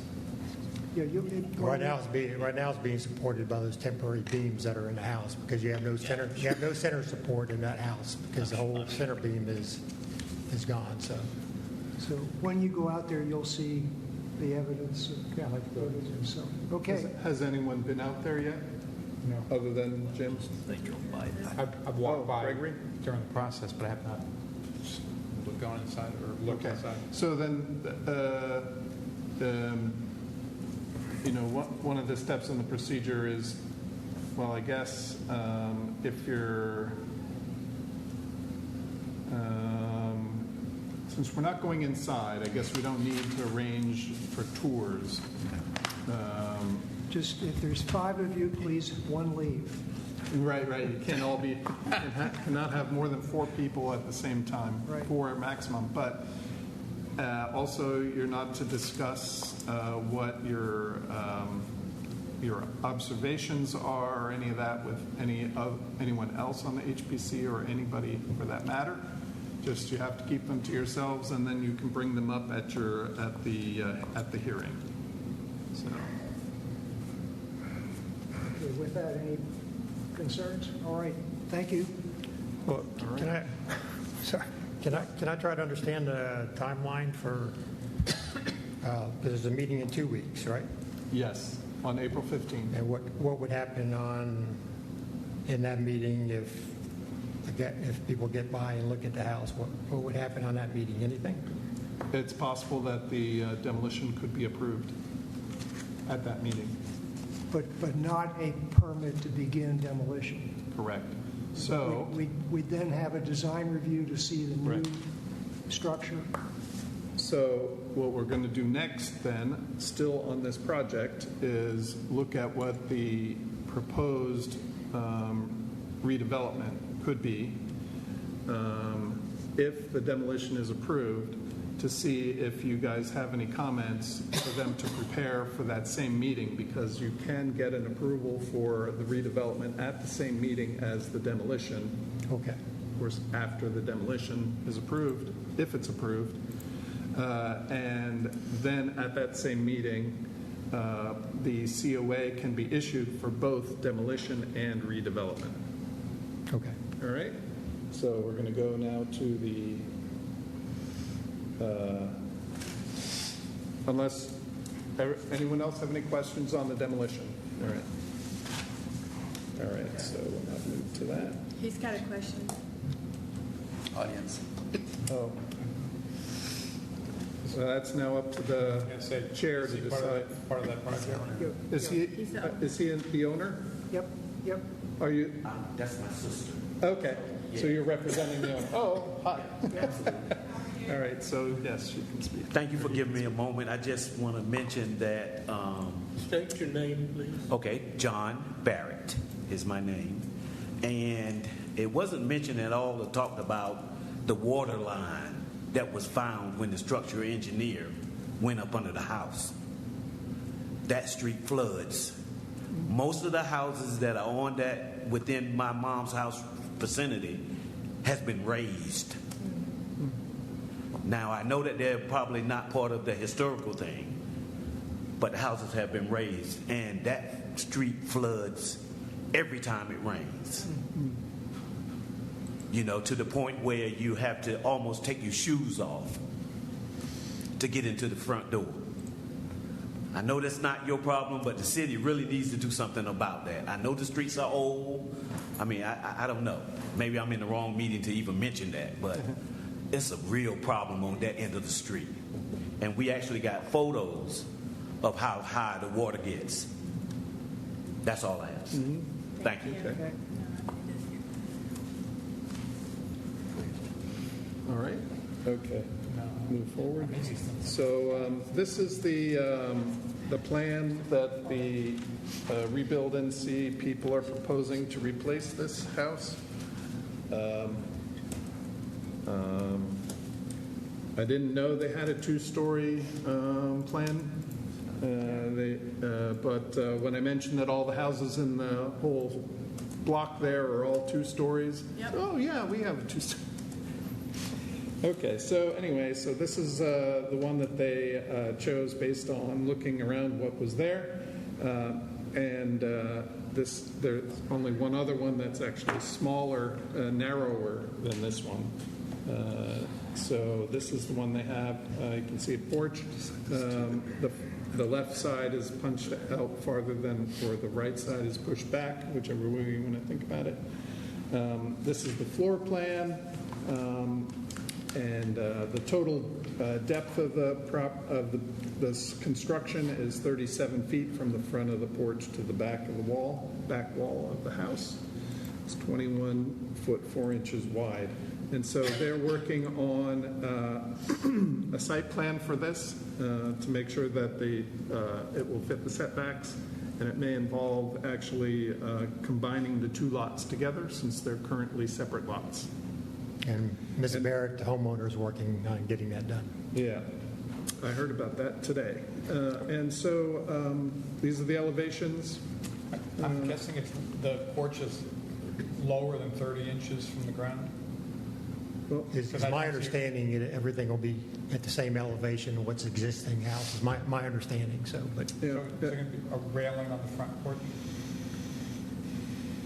Those are ones who have to get. Yeah. So, you know, if it's above 30 inches, it will be required to have railing. So they would have to have railing, and so the design doesn't show that yet. So is it above 30 inches? Probably is. I think the current one is, yeah. Okay. But the other thing is, especially since the owners just mentioned that there has been some flooding, it might be appropriate to consider slightly higher. And we do have, in our standards, we do have a specific limit for that when it's not in the floodplain district. So it's about a foot or 2 higher or something like that, which could be helpful at least. So the right side has these windows, as you see here, all this siding. So this would all be new construction, so it would not have to be wood siding. but it could not be vinyl siding. Then on the left side, or that's what they call it, left side, 4 windows on that side. Then there's the back door for the back porch. Go this way. And then this is now the rear elevation. Here they're showing a double French door onto this back porch. I think I saw somewhere there might be an option for a single French door, which is it then a French door? But you have 2 windows on the second floor and 1 smaller one on the first floor. And I'm guessing those aren't real shingles up there, they're just cut. Yeah, and so they would be allowed to use cement fiber, AKA hardy board, which this kind of shingling is made with cement fiber. And then the rest of the plans are all here as well, in full detail, dimensioned, ready for construction essentially. And so you guys can look at all those if you want, but those, for the most part, for the moment, I think the most relevant thing is the designs and maybe things like what's the porch railing going to look like. They're already showing a tapered column on the front porch, even on the construction drawings.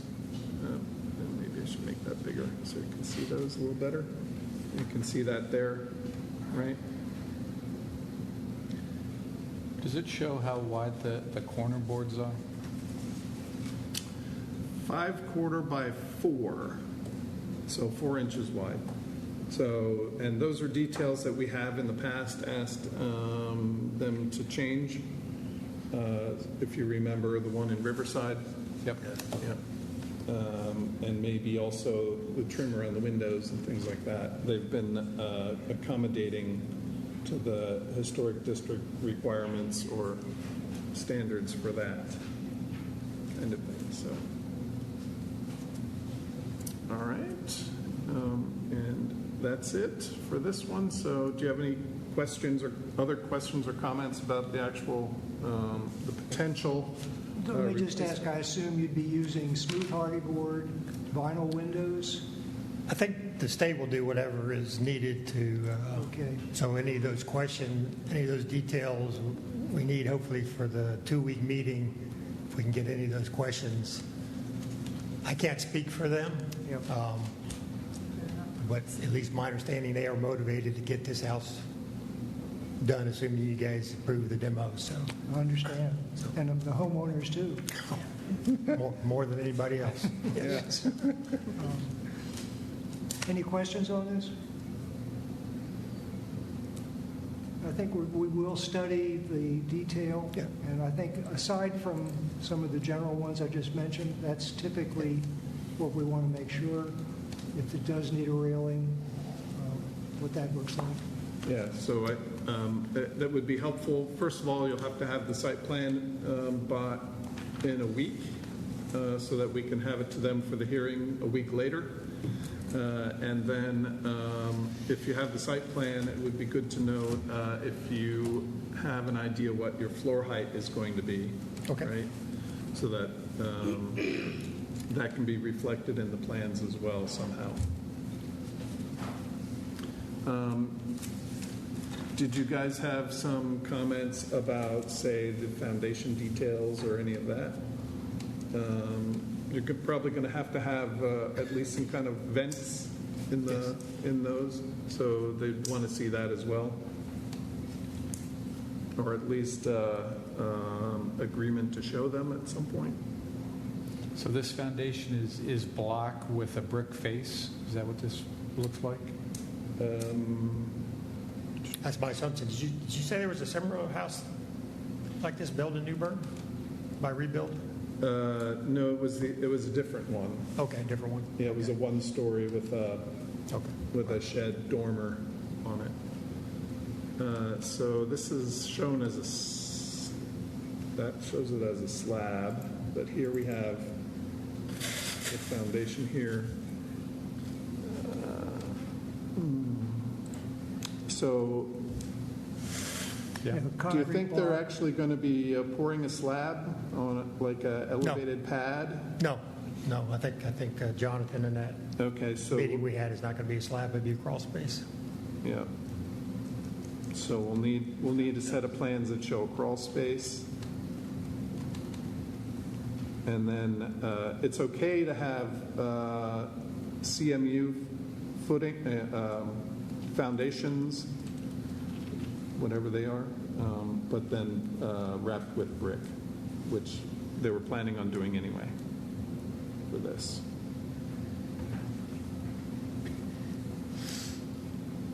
In my assumption, since it's a state program, I guess hearing from the previous things that someone would need to be here to answer all those questions. That's right. Right, they can't do it over. Yes, Okay. Right. yes. Okay. And make those commitments, because it will be legally binding commitments. Yeah. Okay. Yeah, well, I guess I wasn't sure that we would actually be reviewing this. I thought we'd be talking more demos, so I guess everybody will just have to look at these if we schedule for 2 weeks. And Well, yeah, and that's it'll why. be almost like a design review hearing, if you will, because we'll probably need to look at size of boards, size of trim, railings, the same sorts of things we look at for all infill. Well, Matt, places. could you bring up the front See, of the... here's a wall section where it shows a crawl space. Matt, could you bring up the front of the existing house? Because the narrower house and the wide corner boards, how does that come out? It's Yeah. a fairly narrow house, and I'm wondering what's on the house right now. Although this one's looking like it's wider, like they're taking 2 lots, perhaps. No, but it's Oh, still not a narrow existing. house. Yeah, it is a narrow house, sure. Yeah. It doesn't make it. Existing appears to be vinyl. Yeah, that's a replacement. Okay. That's my only concern about. Well, actually, what you see here is wood. Remember, they took the Oh, that's vinyl right. off. That's right. Right. This is not. Like I said, it looks wood. Yeah. So that looks closer to 4 inches than 6. I think you're probably right, but I'd have to double check it if you need that information. You put too much design on the edge of the house and it's narrow. So, okay. Yeah, so might be good to get some tape measure out on these and take a photograph so that we can know what the actual dimensions were on all of these on the existing house. It may turn out that it's closer to what they're showing on the plans already than what we would otherwise expect. What's always been deceptive about this house, and when we first went there, is you didn't realize some of the issues by looking at the front of the house. Well, that's right.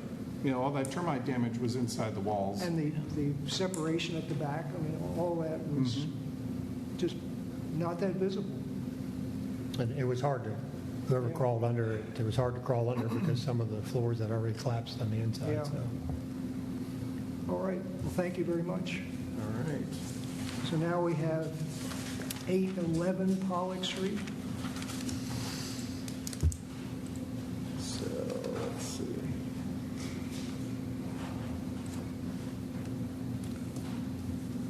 Probably a very similar discussion. Yes. Yep. So in this case,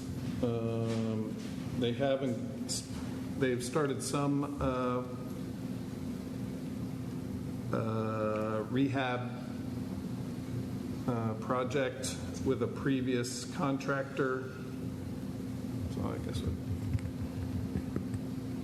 went a little too far there. Next to the church out there. Yeah.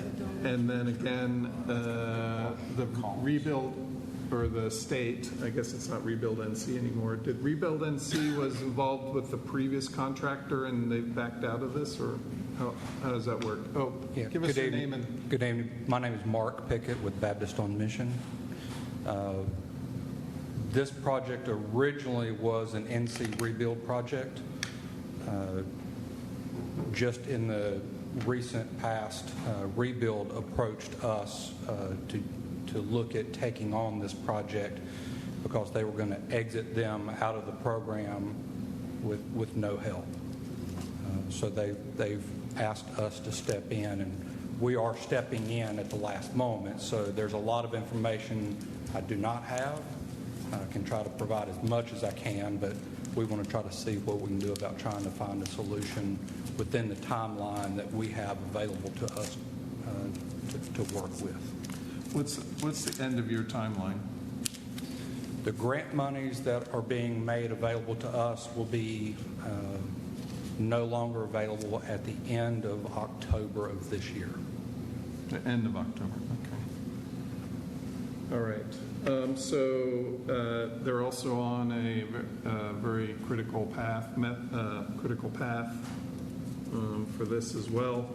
But I'll go ahead and start with the application here. The owner is Jerry Taylor, and Baptists on Mission are the applicants. And this is not J. Baum, but Mark Pickett, which kind of drops off the page here. There we go. Mark Pickett. And they also describe the project as demolition and rebuild. So, and Mr. Pickett has signed it, and they have been named as representatives of the owner, by the owner. So here's an aerial view of the kind of the neighborhood that they even provided. So I didn't need to do that one, but I did do one that zoomed in a little bit more on the property here. And you can see it also backs up to the Trent Court project below there. And this neighboring building is the wood chapel that's along Pollock Street. You can see it's set back farther than anything else on the block, with this one being second farthest, and then even the neighbor behind there being perhaps the third farthest from the street. And so we see that might come into play a little bit with regard to the front yard setback for this project. So there's the zoom in on the actual house itself. To note here is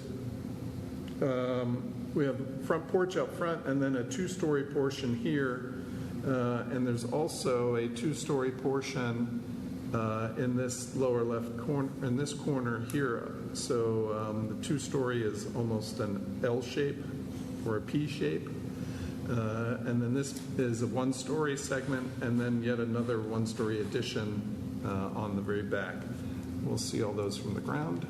But and there are two chimneys. This one's more like a flue. You can see the shadow. And the other chimney is over here on the right-hand side. You can't see it so well in this photo. Let's see, keep going.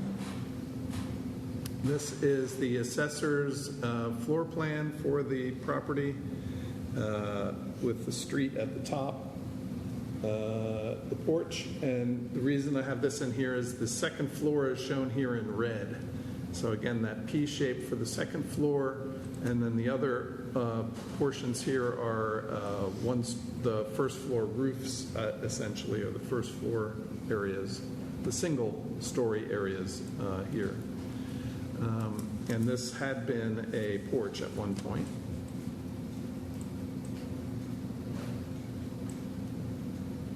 So a street view image from 2019, these two here. And this one actually shows, as much as any of the others, the two-story portion here and the two-story, more or less, addition or section on the back, and then the one-story addition on the back of that as well.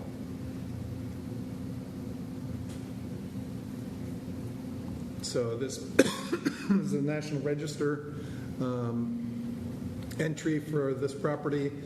The main building is the Prentice House.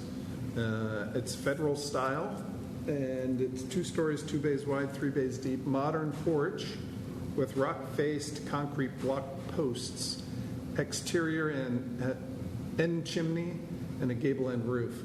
So it's described as having been built in 1830 to 1840 and then remodeled or altered in 1920 to 1930.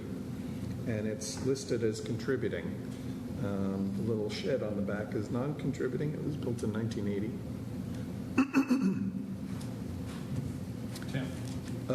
And then the sandbag history, I didn't get to put that in there, but there's some interesting bits of information about the its provenance over the years. It started with the Prentice family, but then it ended up in the hands of the is it Episcopal or Presbyterian diocese, because the chapel was right next door, and they were using it for, I think, a boarding house.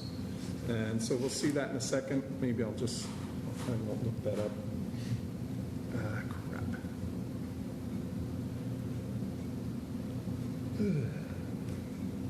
So, well, I did get the Chippo to send me the file for this. Dang it.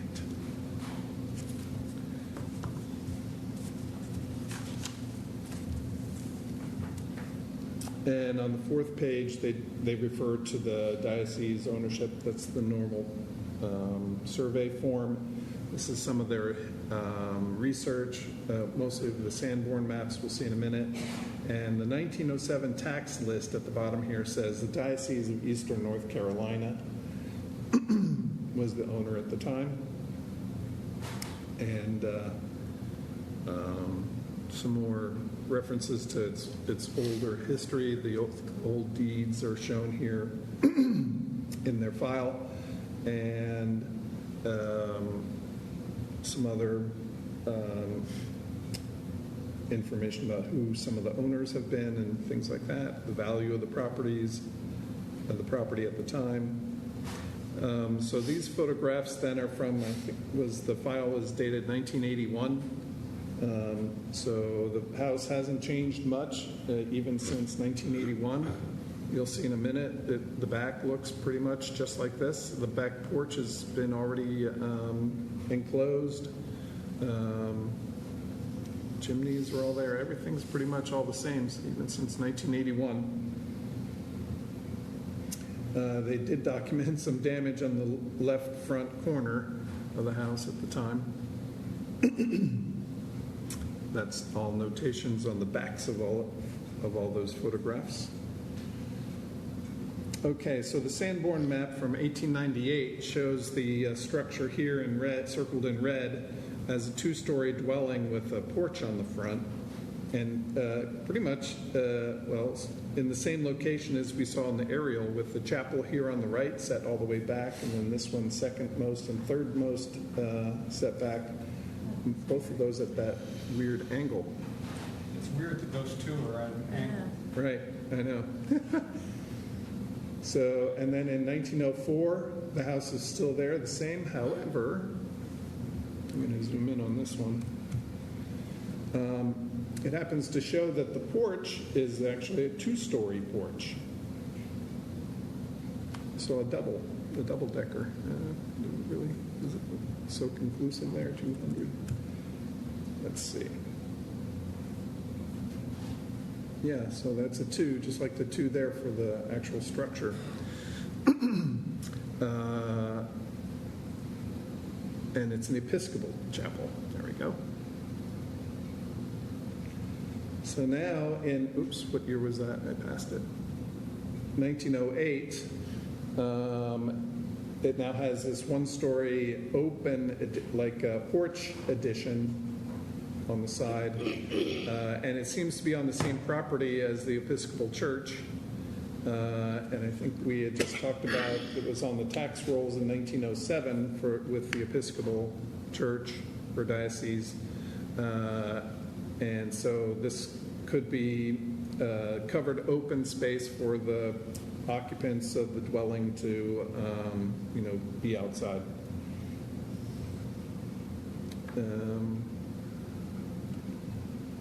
And the same thing, it's still got the two-story porch. There we go. In 1913. 1924, now we see this, the kind of the P shape of the second floor shows up on this plan. Not sure if that means that they cut out or what they did back here. I think it just means it was a two-story addition and a one-story addition done probably at the same time. And here on the front porch, it doesn't say if it's two-story or not, and it doesn't say that for any of the other buildings around there either, if they're one or two-story. So they might not have notated that at the time, but it would be nice to have some historic photographs that might verify some of this. Then by 1958, it's shown as a one-story porch, and otherwise the building looks the same. The chapel has had a new addition on the side here, encroaching in there, but it's definitely on the same property at the time. So, and this also happens to be, this is that map that was 1931 map that was overlain with changes all the way up to 1958, but this section here I have notated 1931. All this is on the original layer. So this is the way it was in 1931 and 1958.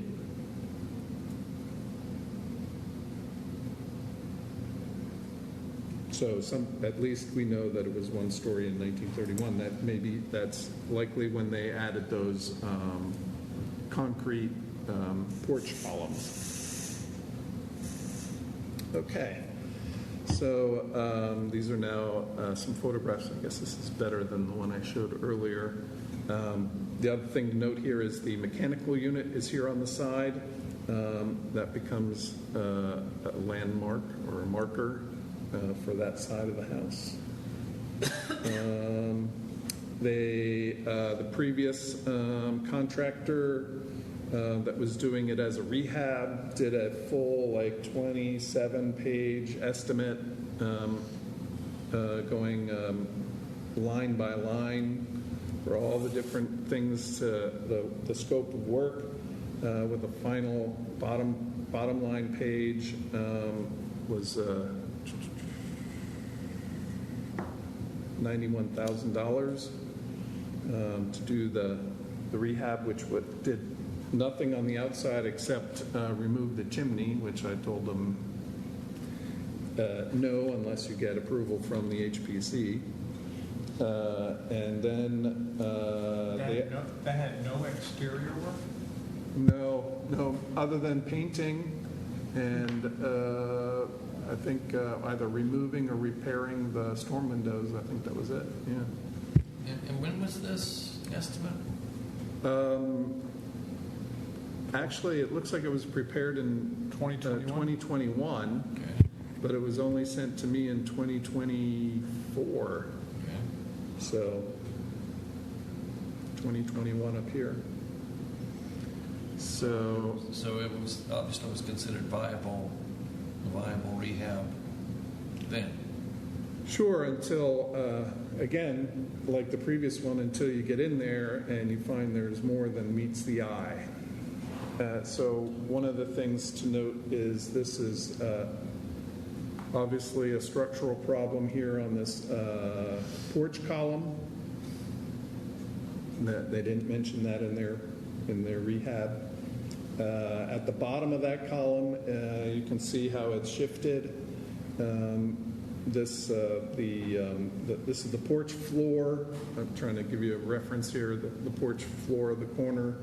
The porch floor has shifted on that construction there as well, and there's a gap here that's been created in the process, so that whole thing is shifting.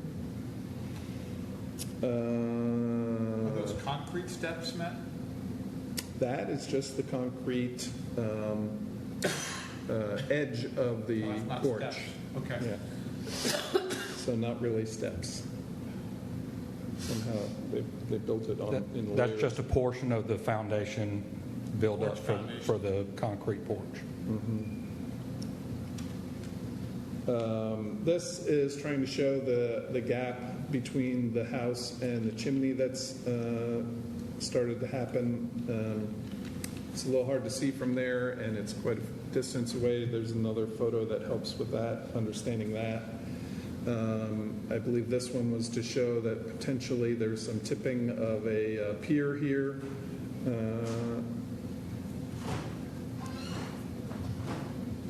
We have some rotted stuff. So there's a lot of things that could just be repairs, right?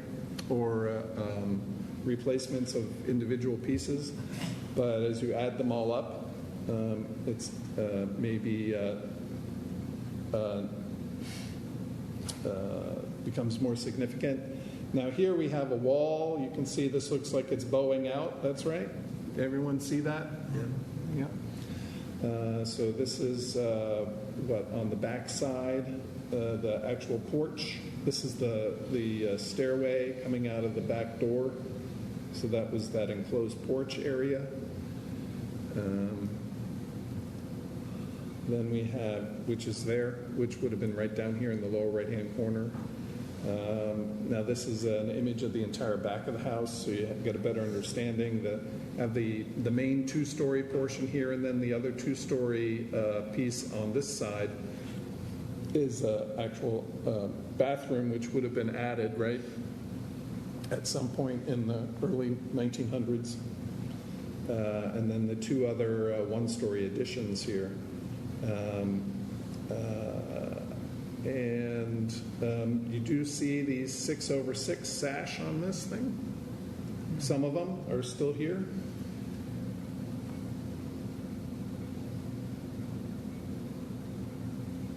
Okay. On this side, this is now the west side. Are these current pictures, Matt? These are, yes. Okay. The applicants send us all of these. And if you're looking at the back end of the west side, this is now the this could be the two-story addition in here with the one-story addition in the back, looks like. And there's some bowing there.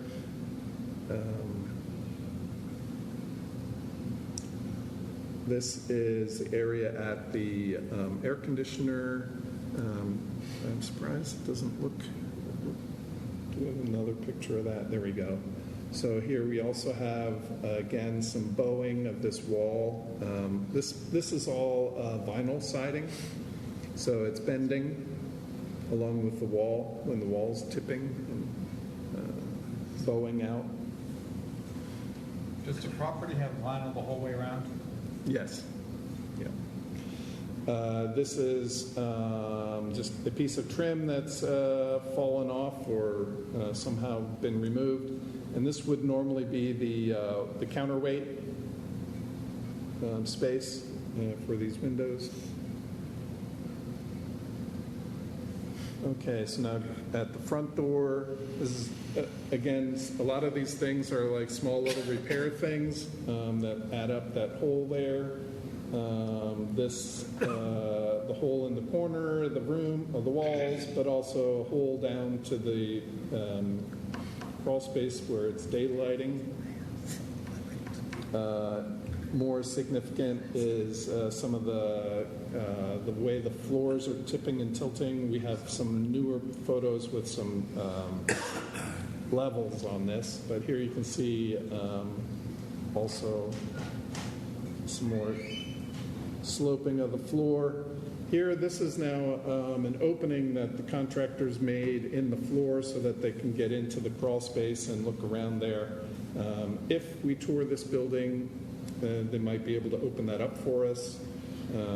But you can see it could be a hazard if it stayed open. The floor, even the stairway is tipping slightly to the left, although that could have been just the camera tipping. In this case, we have a photo of the ceiling. We're going to see a little closer up, but we're going to look at these beams or floor joists here. And, of course, the mold and the deterioration in the ceiling. So here we have a floor joist that's cracked. There's that fan we just had in the previous photo. Some other structural issues interior to the building. This now, I'm going to zoom out a little bit more on this one. This is a serious amount of damage resulting from water infiltration, correct? We believe this is the biggest infiltration of water from the rear chimney area going down the two-story wall between the two-story, one-story structure that is rotting out that two-story back wall and the interior wall structure So you're portion of talking the house. about that one that's on the very back, that one story looks almost like a Where the second story wall that has the window on it. Okay. I see. Next to that one, the one story. That wall with that window on it got a large amount of water infiltration. So is this inside of this wall in this corner here? Is that what we're talking about? Can you see up there? Oh, yeah. No, it's actually the wall where the window is. Oh. That one that extends all the way down to the foundation. Okay. Everything else is kind of attached So that to picture that. looking in a closet was from the one, That's from the downstairs floor. from the one story Down here. closet, or on the two-story side? The picture is from the two-story side looking Towards the one. towards that back wall. Okay, thank you.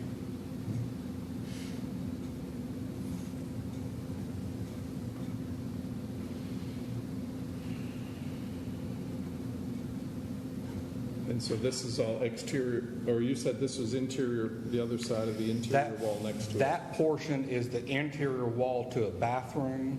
To the right, if you take your cursor past that corner, that is the exterior portion of the house wall. So that would be an interior wall coming into the center of the home, and the other portion would be the back wall of that two-story house. Okay. Then this is a close-up of that area, is that correct? Yes.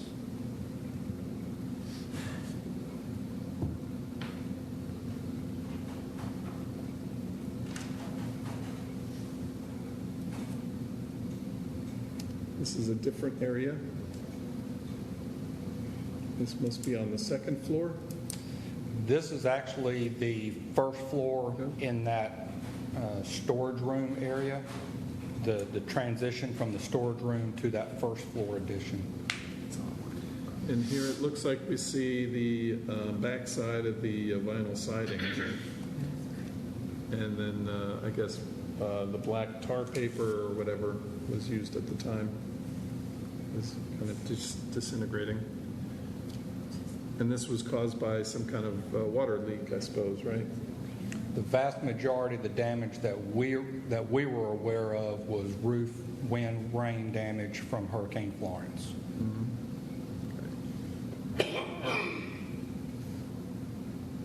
Okay, so now we got them to put some levels on this. So this is a 2-inch difference over the length of that level. And this is at you see the stairway going up there. Then we have over here, it's almost 3 inches at this one. So in that picture, for point of reference, in the center, in the back, you see the grab rail of the bathroom. That's that center wall that I was referring to in the previous pictures inside the pantry. The pantry is on the back side of that grab rail, and then the exterior wall is at the very back. Yeah. Okay. Thank you. All right. Here is also 2.5 inches at least. This, you can see that access way there. So have you looked underneath? Is the reason for these differences in elevation due to the structural members underneath? Is what's causing the sloping of those floors? A combination of multiple things. The rotten wood, degradation of aged wood, a lot of cracked girders and joists underneath, but there's also some foundation areas that are tipping. Settling or tipping? From the front of the house, the back left of the two-story where the window is, that corner appears to be tipping backwards, and the center of the house appears to be sinking in. So we've got a couple of different movements going on within the structure. Our biggest concern is the two-story structure, trying to make sure it's not falling off. Yes. Okay. So, and what are we seeing with these? Anything that, is this a gap between the baseboard and the floor? No. There's a series of pictures, 2 pictures of baseboards and then one of a wall. This would be that upstairs back left bedroom where that window was on the exterior. They have,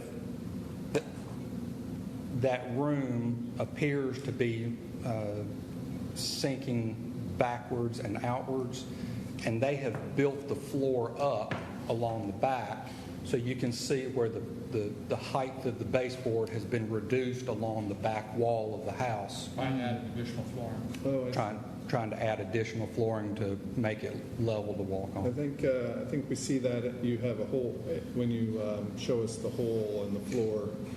So there you got the stairway. What's that? An inch or so at least, just across the width of the about an inch and a quarter of the tread. Yep. Okay, so here is some of the floor structure, and you can see here this floor joist or beam, can't tell, is being crushed. This would be the beam that would be underneath that bathroom wall where that handrail would be, where they've had multiple previous repairs. Now, it looks like this is just like a jerry rig, jack to support otherwise failing floor structure, right? Correct. There we go. Whoops. This shows, this was, never seen this before, how many layers of flooring were put in here to help. This was probably done to help level it out. This was in the bathroom. This area was in the bathroom, which is towards that back left corner. And I believe as it's been sagging and sinking over the years, they've just been adding floors to level it. And this looks like 4 inches right there over the original. If you consider this second layer the original possible. You have the subfloor and the finished floor maybe. All right.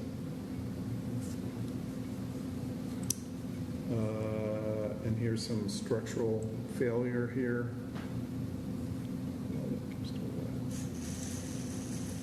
Correct. What do we have? We have. Is that a broken? This is broken off, right? Yes, that's like the. This should be up there. Correct. Okay.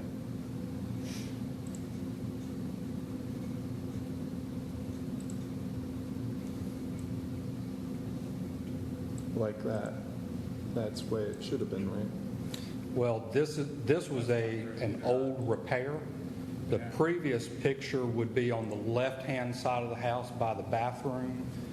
This was on the right-hand side of the house, closer to where we were showing the level through that doorway on the right-hand side. Someone had gone in and made some previous repairs and cut a large number of the joists trying to put additional wood in, and now they're compromised and they're starting to break.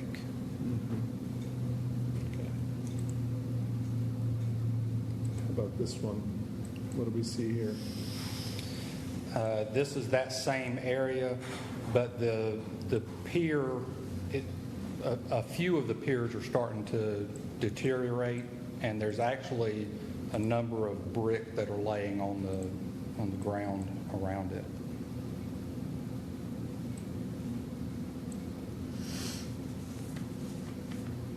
What do we see here? This was under the kitchen area. Structurally, I'm not so worried about it because it's a single story. It's safer to work with, but you can see where portions of the sill plate are missing, and that's daylight that you can see through to the outside. So this looks like it might be a white piece of wood or something that ends here, and something should continue across, right? Correct. The wood doesn't look bad shape, though. The back portion, the kitchen area, does have dimensional lumber framing in it. Here's now not just the floors, but the ceilings then? This is that back left room that was trying to say we feel like that it's shifting back and out as it. Okay. Is this that ceiling fan we saw earlier? That's actually a ceiling register for the air conditioner. Gotcha. Yeah, it looks like it's hanging out there. Okay, so I think the camera was a little bit tipped when this was taken, so I shifted the picture so that the floorboards were more flat across. So that's why the photos kind of cocked like that. What do you want to tell us here? Another example of primarily in that back left corner of the two-story structure where the piers are degrading and the structural beams are rotting and collapsing. And what's any idea what's going on with this piece that's at this angle here like this? I believe that's where they had the cross girder notched into it, and they're kind of overlap but don't line up any longer, like it is shifted with the movement. Okay. Go back to.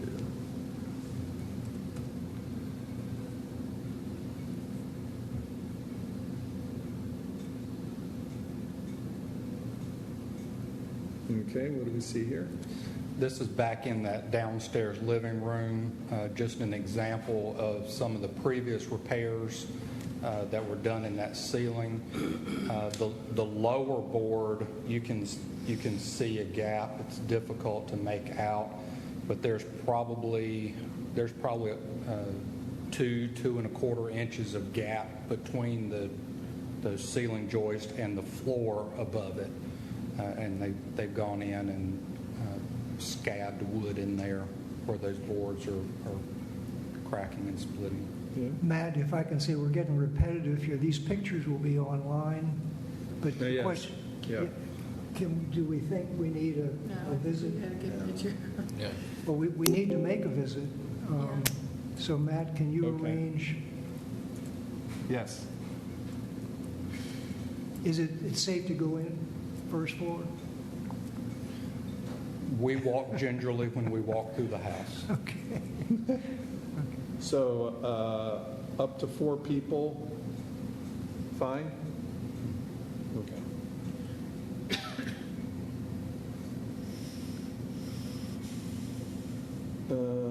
What are we looking at here on this one? This is different than the rest?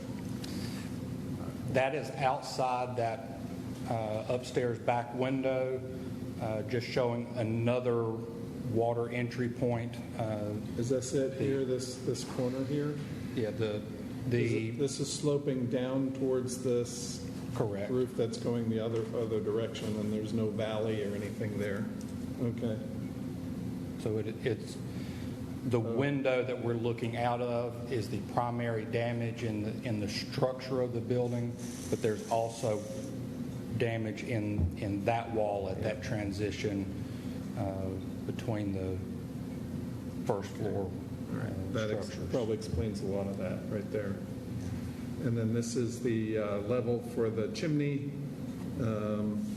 Over the length of that level,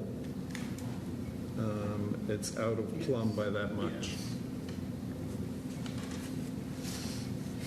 All right.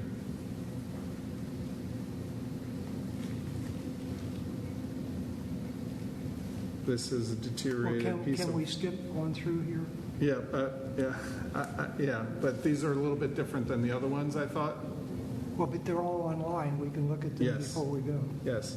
Some of them need explanation, though, like the one with the roofing there, what the issue was. Is this, say, like a tipping pier? The primary reason for this picture was the probe. That is the width of the footing of that pier. Oh, okay. There's no substantial footings underneath the piers of the structure. Okay. And the other ones, I couldn't figure out what some of these were, other than you're showing some rotted pieces. So the next thing was they did provide a report from an engineer about this and their observations and recommendations. If you want to skip that for now. Is that the one that says if it's... Go back a second. Yeah. Yeah. That's the second paragraph of the recommendation. Given that the property is located within a historic district, additional regulatory oversight may limit or preclude full demolition. If complete removal is not permitted, then a more extensive internal demolition will be required to enable proper structural evaluation and to inform a safe rehabilitation strategy, which could include removing the entire first floor framing system like they did in 710 New Street, including subflooring and framing components, and then selective removal of ceiling areas on the second floor to observe the interaction of load-bearing walls and framing. So that's just to say, and then we might find even more problems, right?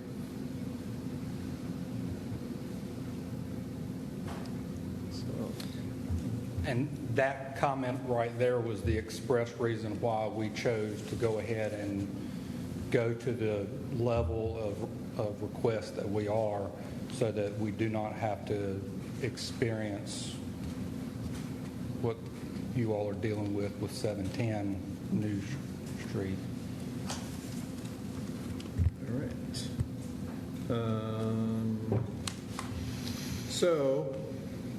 Do you guys have any questions about the demolition issue? Just in looking at our standards, would you please give this structural engineering report to the chief building inspector? That's in the rules that he is to review it. Okay. The chief building inspector has already seen that report. Okay. He required me to get that report. When I was given this project, I called him for a courtesy inspection. We walked through that property.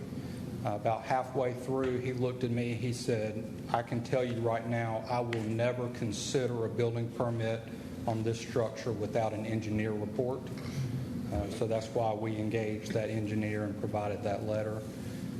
I will let you know that he is very nervous about this structure and was very encouraged when I suggested that we would love to be able to reconstruct a new house to replace it.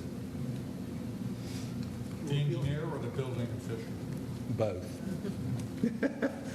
So if you could schedule our visits, give us a couple, 3 days. So with regard to the visit, the next available days will be next Wednesday and Thursday. So I'll be contacting you unless you can tell me which one of you can and can't be there on which days right now. I will be contacting you to schedule those meetings for next Wednesday and Thursday. It's not a meeting, it's a... What's that? It's a visit, it's a visit, not a meeting. Oh, did I say meeting? Sorry. Yes. Yeah, for the visits, for the tours. And we cannot have more than 4 people. That's correct. So there will be at least 2, if not 3, separate tours. But they can be back to back too. They can be back to back, yes. And like I said, and when you're in a group, you can't even talk to each other about what you're seeing or any of that. So, but other than that, anything else? So I also have an email prepared for this one for SHPO to do the same thing on this one, and fully outlined our need to have this as quickly as possible. And what was the other thing? Oh, the other one we also did on the last one was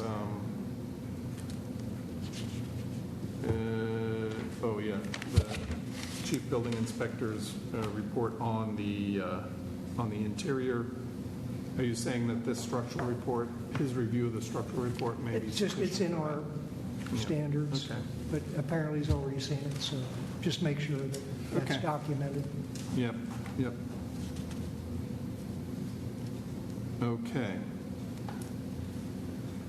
So, again, like the last one, if we get as far as approving a demolition of this, they are proposing to replace the house with this house, essentially. Perhaps revising the front porch. So they would like to, they're proposing to just essentially use the design of the existing house as the design for the new house.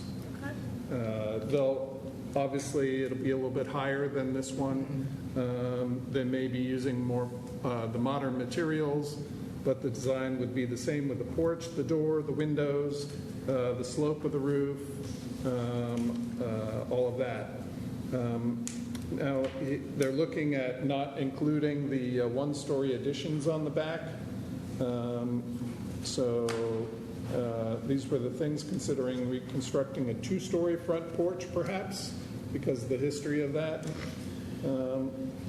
And I suppose they'll be coming to us with that either at the meeting, at the hearing, when you choose to schedule that, or not.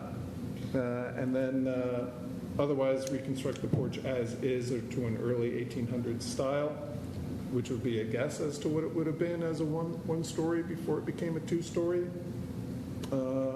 Taller foundation with a crawl space, brick-faced piers, infill to be determined, 6/6 windows, perhaps retained. I don't know if I discussed that with you or not, but it would be possible to retain some of them, restore them, and use them where appropriate. We actually believe there's a few of the original windows that are salvageable that we would be able to pull out and incorporate into the new structure. Perfect. Yep. Excellent. So new, but the rest of the windows be new, and then also them 6/6 windows in the same or close locations as the existing. Modern materials, cement fiber siding, and a ramp located to the rear and not the front. And you would probably have driveway and walks included. So in the back would be like this, but without the 1-story additions. Would you probably still need to have the 2-story addition part, like on the left side there? You know how we talked, or I talked about it being a P-shaped second floor? That's for the bathrooms. Yeah, well. Currently, yes. What we would like to do is just extend the depth of the house and make it a straight 2-story rectangle box, as opposed to having the multiple levels for code compliance. And no new chimneys, right? Maybe you could do a new rear deck or porch, and the HVAC unit wouldn't necessarily be on the side because that's where your driveway would be, and so you would do it probably on the back or the other side for that. So Setback sidelines are very tight on this property. So it currently sits at 3.5 feet. Yep. So we would need to shift the house a little bit. We played with a couple of the layouts Here's one to here. give some options because of the different positioning of the neighboring structures. We've got some options that we could maybe be a little more in line with how you all would like to. You kind of squared it up to the street a little bit. Depending on if you want the structure to line up with the other structures or with the street, which way you all want to go. We're flexible with working with you, but the setting it back on the property is probably going to be a requirement to be able to get the 5-foot width because it is so narrow at the very front. So I noticed, for example, on the existing setback for the existing house, the total set comes out to 13.5 feet where it's at there at the front wall. And then down here, you have 12 feet. So you might have 1.5 feet that you can squeeze out of the house in order to get a driveway, a place that's wide enough for a car to get past the corner of the house. We did draw that with a 20-foot wide house, whereas the current house is 19-foot wide. Yeah. That's where the loss of a foot comes from. Yeah. So because once you get past that corner, then it widens up. In this scenario here, widens up, and then it becomes more practical for a car to either stop towards the back. Access at the street on the back. Why not just have the driveway come in the back? Off of Trent Court. That could be a possibility, but I think there's a big grade change there, but that may also be another option. Yeah. Current driveway stays in the front yard. It does not go around the corner of the house. Yeah. But it does allow for off-street parking. Yeah, mechanical units in the way. Correct. And did you say you're moving that ramp to the back somewhere as well, if you do this? Well, I said it because it's. We typically would try to move them to the back of the house and let it wrap the back corner so the homeowner would have access going towards the front, but not be in the front. So, but that would be determined by the elevation, finished floor elevation. So could you investigate actually having the driveway come in off of Trent Street? I can ask about that. Yeah. There is a that will be much structure currently back there that might impede that, but I can investigate that. Now, Trent Street might also be a private street, so I'm not sure if that's going to actually be feasible in the end, because we have.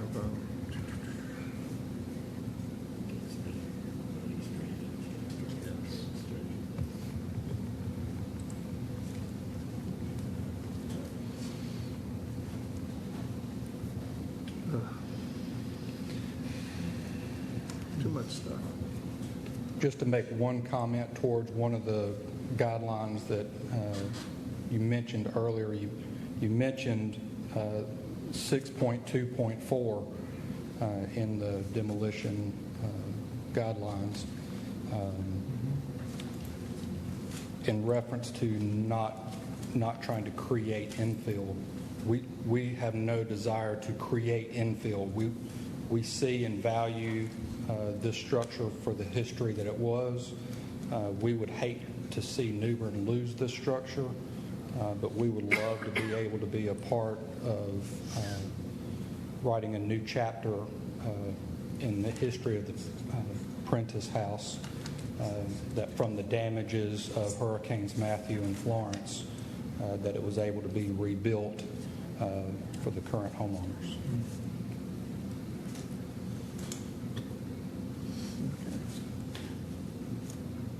Okay, anything? Yeah.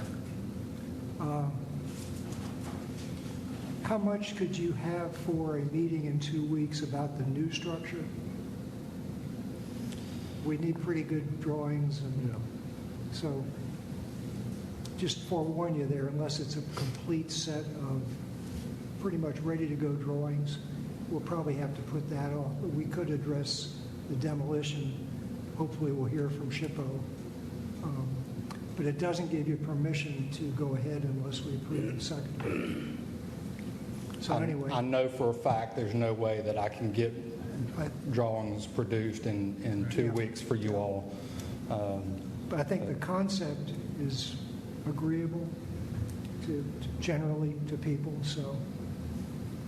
And as mentioned prior, knowing the fact that in the history of the Prentice House, there's 2 notes that we have found that address a 2-story front porch, we're very amenable to try to recreate that, to restore that lost history. But knowing that it has had the 1 story all along, and knowing that we are working on limited grant funds to do it, we currently are not under even though this was a rebuild NC house that has been given to us, we have a lot more flexibility of being able to do modifications, although we have access to their house plans. But we just did not feel it was appropriate to suggest those rebuild NC house plans for a house like this. Good for you. Just take the guidelines and standards and put what you want to do. That's the goal. Our goal, our mission is to help homeowners get back into safe, sanitary, secure housing. If we can find a solution to do that and help New Bern and preserve history, we want to find a way to do all of that at the same time.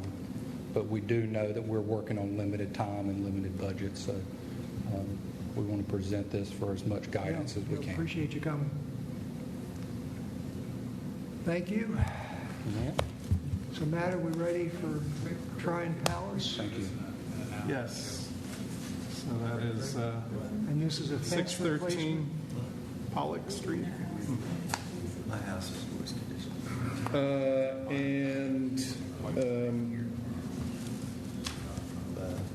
Just to be clear, that this cannot go on to the agenda for April 15th. When you say this, I'm sorry. To be clear, this cannot go on to the agenda for April 15th, but they still would like to have some ideas to the possibility or limits of their proposal. Okay, So. fair.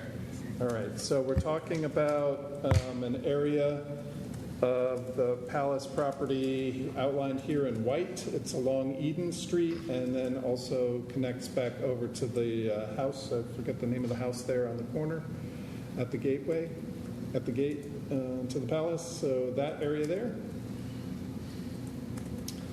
And that currently has this chain link fence and shrubbery, and then also along here to the left where it's lawn, and it will be the new fence will be connected to the side of this building that we'll see in the plans. That fence continues down to the gate along Eden Street. Across from the parking garage. Mm-hmm. Or parking lot. Yep. There's 1 or 2 houses on this side of the street though, and there is a like a pathway along that side, and some large trees, so with roots and flared base to the trunk. So that's nothing. So the drawings now show, first of all, the whole site, right? And now it points to this area that we're talking about. It looks like it attaches right to the front left corner, or the upper left corner in this plan of that little addition, the 1-story addition on the house. And then comes all the way down to the gate here at Eden Street. So we'll see some more. And this is also showing the floodplain, so it's not in the floodplain at all. The white area down here is. Not the white in the middle, just the white over here on the left. The gray is the 500-year floodplain, which is not regulated. So here's a little clearer picture, but still quite small. We'll see a bigger one in a minute. It gives you the overall idea and the context. All right, so we should, on the left is just demolition and scope of work area. So on the right here is the more of a better rendition of the fencing. So they will have a series of brick piers. There's a gate that's going to be added at the end of this sidewalk here for access to that house there. And then that continues all the way down as just a solid wall until it gets to the driveway gate here, and they'll be adding a new person-size gate there. It looks like it's in the same location. Is that Kind of. or does it move a little bit to the east? Yeah, so not quite sure exactly, but we do have a representative here that may have an answer to that. Who's been very patient sitting here. Oh, yeah. My name's Chris Bach, Facilities Director at Triumph Palace. What was the question? So the question is that fence in the same location where the chain link and hedges? Yes, sir. Mm-hmm. Or is it further so you can have a better walkway? It's going to be in the same location. Yeah, because it does align with the rest of the fencing along the street there. And the fencing. Just like the chain link does now today. And the vegetation will be removed as well. I think it looks just like it. So we have detail here of the two sides of the person gates, right? This one's at the driveway gate, right? Yes. Yes, the one on the right. Yeah. Okay. It's replacing chain link gates. Nice. Why would you do that? All right, let's go. All right. Okay, and then we have some details here of the construction. We can see that they're actually installing this piece of wood along the side of the. This is a new pier, and this is the old pier on the left, correct? Yes. And so the new pier will have a chunk of wood a piece of wood on the side of it to attach the hardware to, whereas the hinges are attaching into the older or existing pier, right? Correct. Okay. So that's a tiny little plan showing the two gates together. So this is their sample fence, which is actually over on the Metcalf St side. So it consists of a short brick wall, and then the is it aluminum or is it steel? What is the That is steel. Steel, I believe, yes, not aluminum. Okay. That was installed, I believe, in 2011, right after the History Center was constructed. Okay. So some steel fencing, and so this is a detail of that wall here. This is the material we're trying to match. Mm-hmm. And you can see even some of the details of where it meets the piers. The piers have a thicker bottom with a tapered piece on the top of that base. That section looks good. You had a question? No, I said that looks good, the detail. And here's a closer up view. So you're also planning on doing the same kind of pattern with the I don't know what you call these, the fancy tops and the plain tops? Yes, sir. Is that a technical term, top? That's a technical term, Yeah, right? fancy and plain, yeah. The connection to the brick wall is this piece. We always prefer that these connections be made into the mortar if possible. I know you may not have the flexibility to adjust that, but if you can, that would be... It makes it for easier replacement if the metal fence is damaged or something goes on. We can just disconnect from there and replace the actual metal. Oh, yes, yes. But I'm talking about how that piece that stays in the pier, how it's connected to the pier. Okay. How it's embedded in the pier. That's our general rule. So now this is an elevation along Eaton Street of the entire thing. Well, part of it, most of it. Two notations. One, it's not on here. Okay. Okay. And then it ends over here at the, you can see in this elevation that the existing piers on the two sides of the existing gates is quite a bit taller than any of the rest of this wall that's proposed. And you can also see that the wall of the wall connecting to the building is also even taller. Is there a point that you're trying to make? Yes.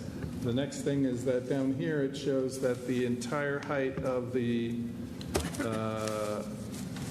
piers is 7'3.5" plus 8, so basically 8 feet to the top of these piers.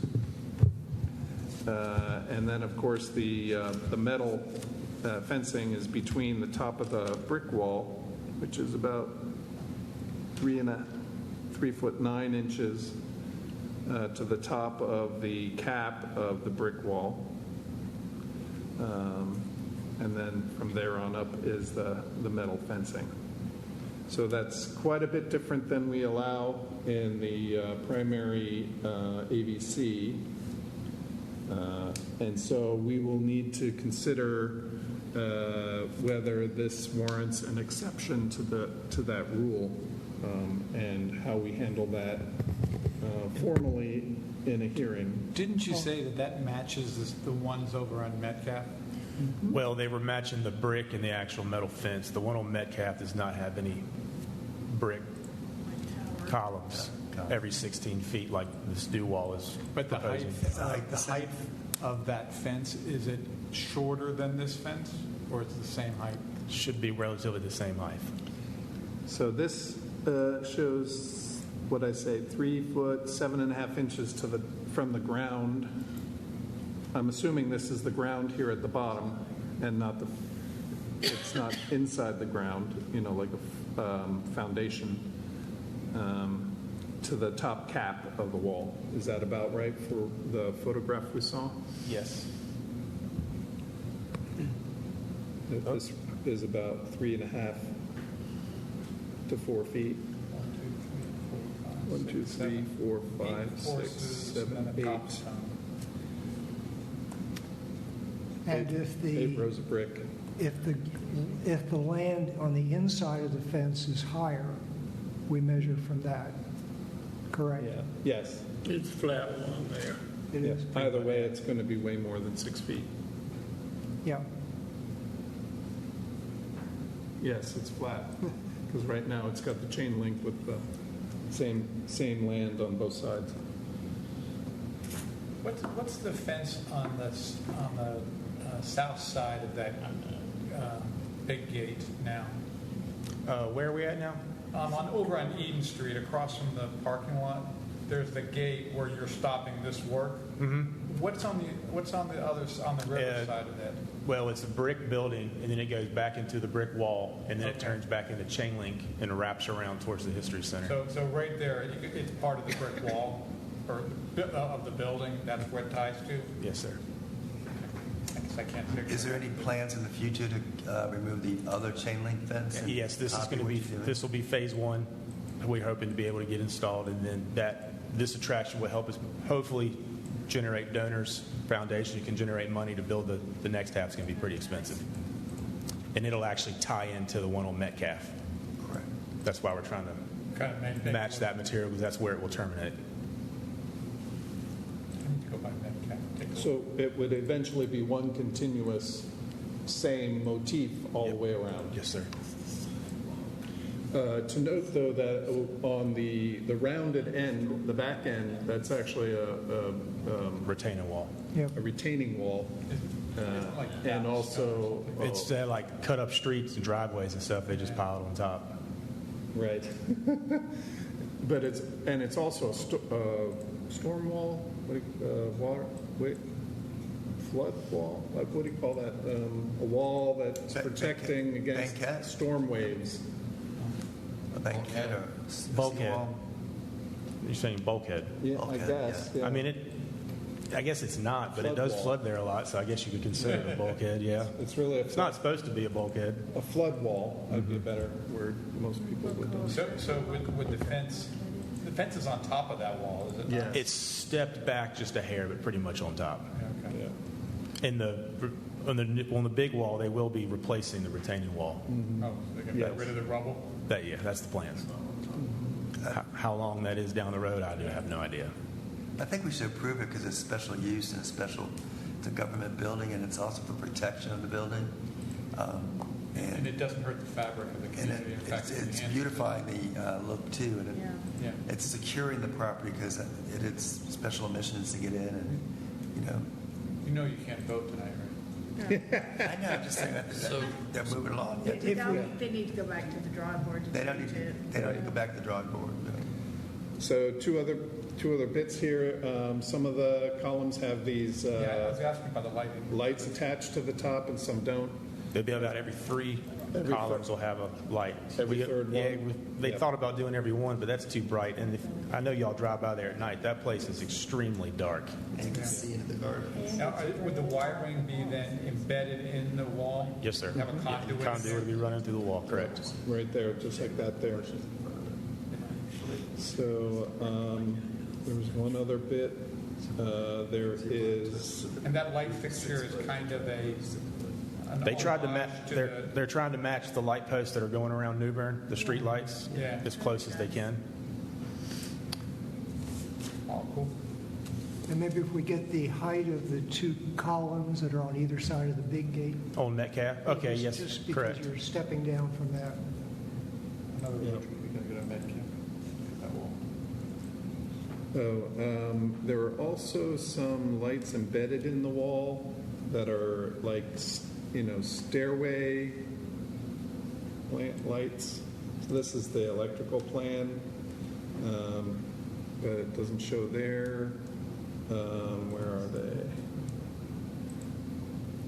And I believe you're referring to there's some downlighting, and that was optional, depending on what the cost is going to come back. Because we're also working off of downlighting on the fence or on the fence? On the fence going down towards where the sidewalk should be, where it's just a here we go. dirt path. So that's. I was hoping we could get a sidewalk in there. Yeah. It's just, I know it's a dirt path, right? Because I know there's lots with of the ton of roots and So the lights would definitely at least help mitigate that. Strollers and stuff. Yeah, I'm so old I remember when they consciously took the sidewalk out so that it was more historic. But that's how old I am. It's been about 35 years. So I don't know. So this is what I was looking for. The little lights that are embedded in the wall are equally spaced between the overhead, the upper lights, right? And so every third section of the brick wall have one of these in there, and they're the type that I looked them up. I think they don't have an image here. If we could have an image of what they're proposing, that would help. But I looked them up, and they're like the kinds that you would embed in your stairway, on the sides of your stairs or something, to shine across the stairway. Sure. And since you have the wiring already going through, it wouldn't be a... Yeah, and yes, exactly. And it's actually recessed in, so it doesn't stick out or anything like that. It's just a black, most of them look like they were a black metal box or metal frame with a cutout in the middle that had the light set inside it, and then it shines down on the wall. Why don't we let the applicant bring us a cut sheet instead of you're hypothesizing. Yeah. But Well, you're I not think look sure, at it. you're not sure that's in there, right? It's an option. Are we thinking that the downlighting's a problem? No. Okay. But we need to see what it is to approve it. Yeah. Okay. Whether you're going to do it or not. Yep. Yeah, I think if there's any, put it in. It's easier to take it out than put it back in. All right. I mean, as far as approvals. Or for that matter, just ignore it. If once it's approved, you don't have to build it. Right. All right, yeah. I guess that was my point. Yeah. So just leave it in like we're going to do it. Yes. Yeah. Got it. All And right. if you don't do it, you don't do it. 10-4. Anything else? No, I think it looks good. Okay. All right. So other than the stuff y'all listed out there, I need to get y'all that information and move Would this forward. be a minor? We approve the height. No. So, yeah. Well, I can't approve it because it doesn't meet the standards. So, If it was All right. a normal size fence. Thank y'all very much All for right, your time. thank so you. worst case scenarios, we'll see you then, say, the first design review meeting in May, May 5th or May something, something. 6th, I think it is, The 20th is the other meeting. and then May 20th would be the approval. Yep. Yeah. Cool. So that way, kind of run it past us on the 6th. But you'll be first. Yes. Yeah. Did I earn that first spot? Yeah. Right. You've done your penance. You're Oh, it wasn't that bad. I've never been to one of these, so it's good to sit here and soak it in, see what's going on, how y'all operate. Thanks for saying that. I know it's not true, but thanks for saying No, I'm serious. I'm not joking, but he thinks I am. No, right. He thinks you are. Oh, you think I am? No. Y'all have a good night. Thanks. All right. Thanks, Chris. Okay, given the hour, I had asked you to consider some things, but I think that's probably not 9 o'clock. anything. Yikes. Well, he wants to, but I have an alternative. Is either on the 7th or the 14th at 2:30. We could actually have a meeting for those of you that chose to come and talk about those things. And also, I'd like to add something Tim suggested, is just look at the whole process. Are there things we can shorten? Are there things we could speed up here? But the topics that we had were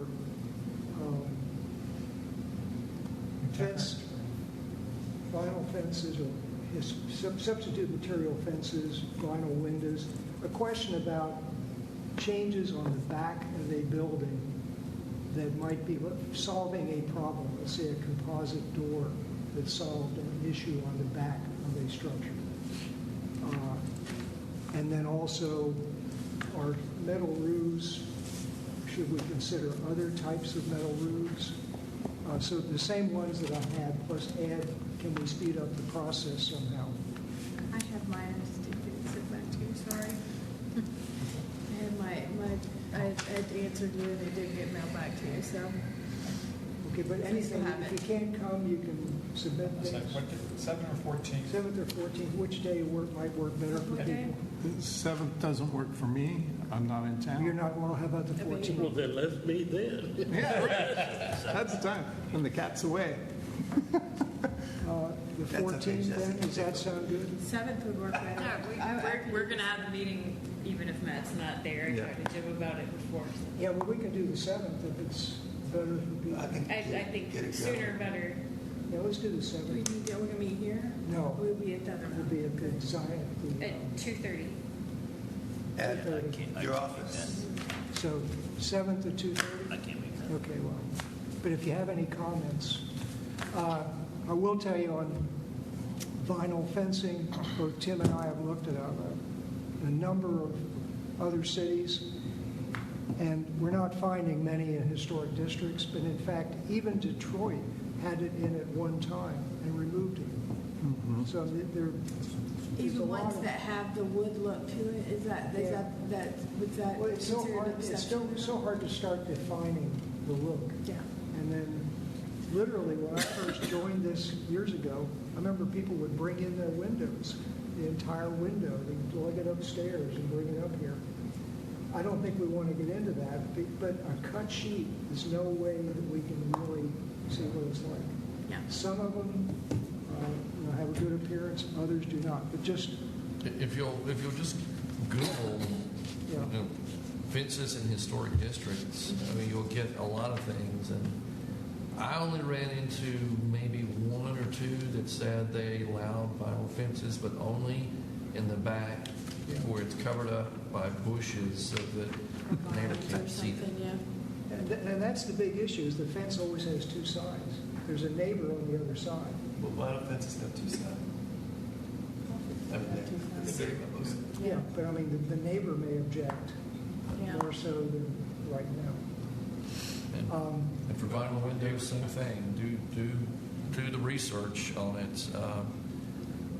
I went through the guidelines for the municipalities that we typically look at, and vinyl windows are not an allowable replacement. One historic structure. Correct. And that's even in the back.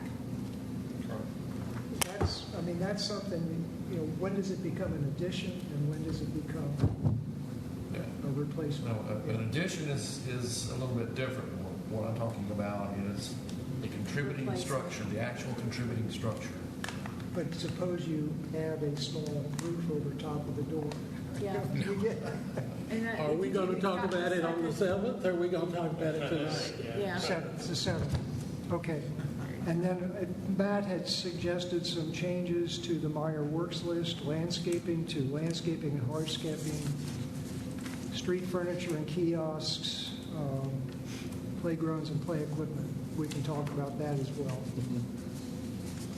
Do you have any comments to Matt? Do we need to add murals on that, since we're being approached by murals about questions, just so we are all on the same page when answering it? Murals were already on the minor list. Yeah, it's on the minor list. But we're getting, just in light of the latest, I've been approached about questions, and I just want to make sure that we're all consistent in our message with that. And I think it would be just worth, especially for new people like me, to be able to understand, how the messaging we're sending out. We can certainly talk about it. Thank you. Yeah. And I want to talk about landscaping. All right. Thank you very much. Let's not do this again.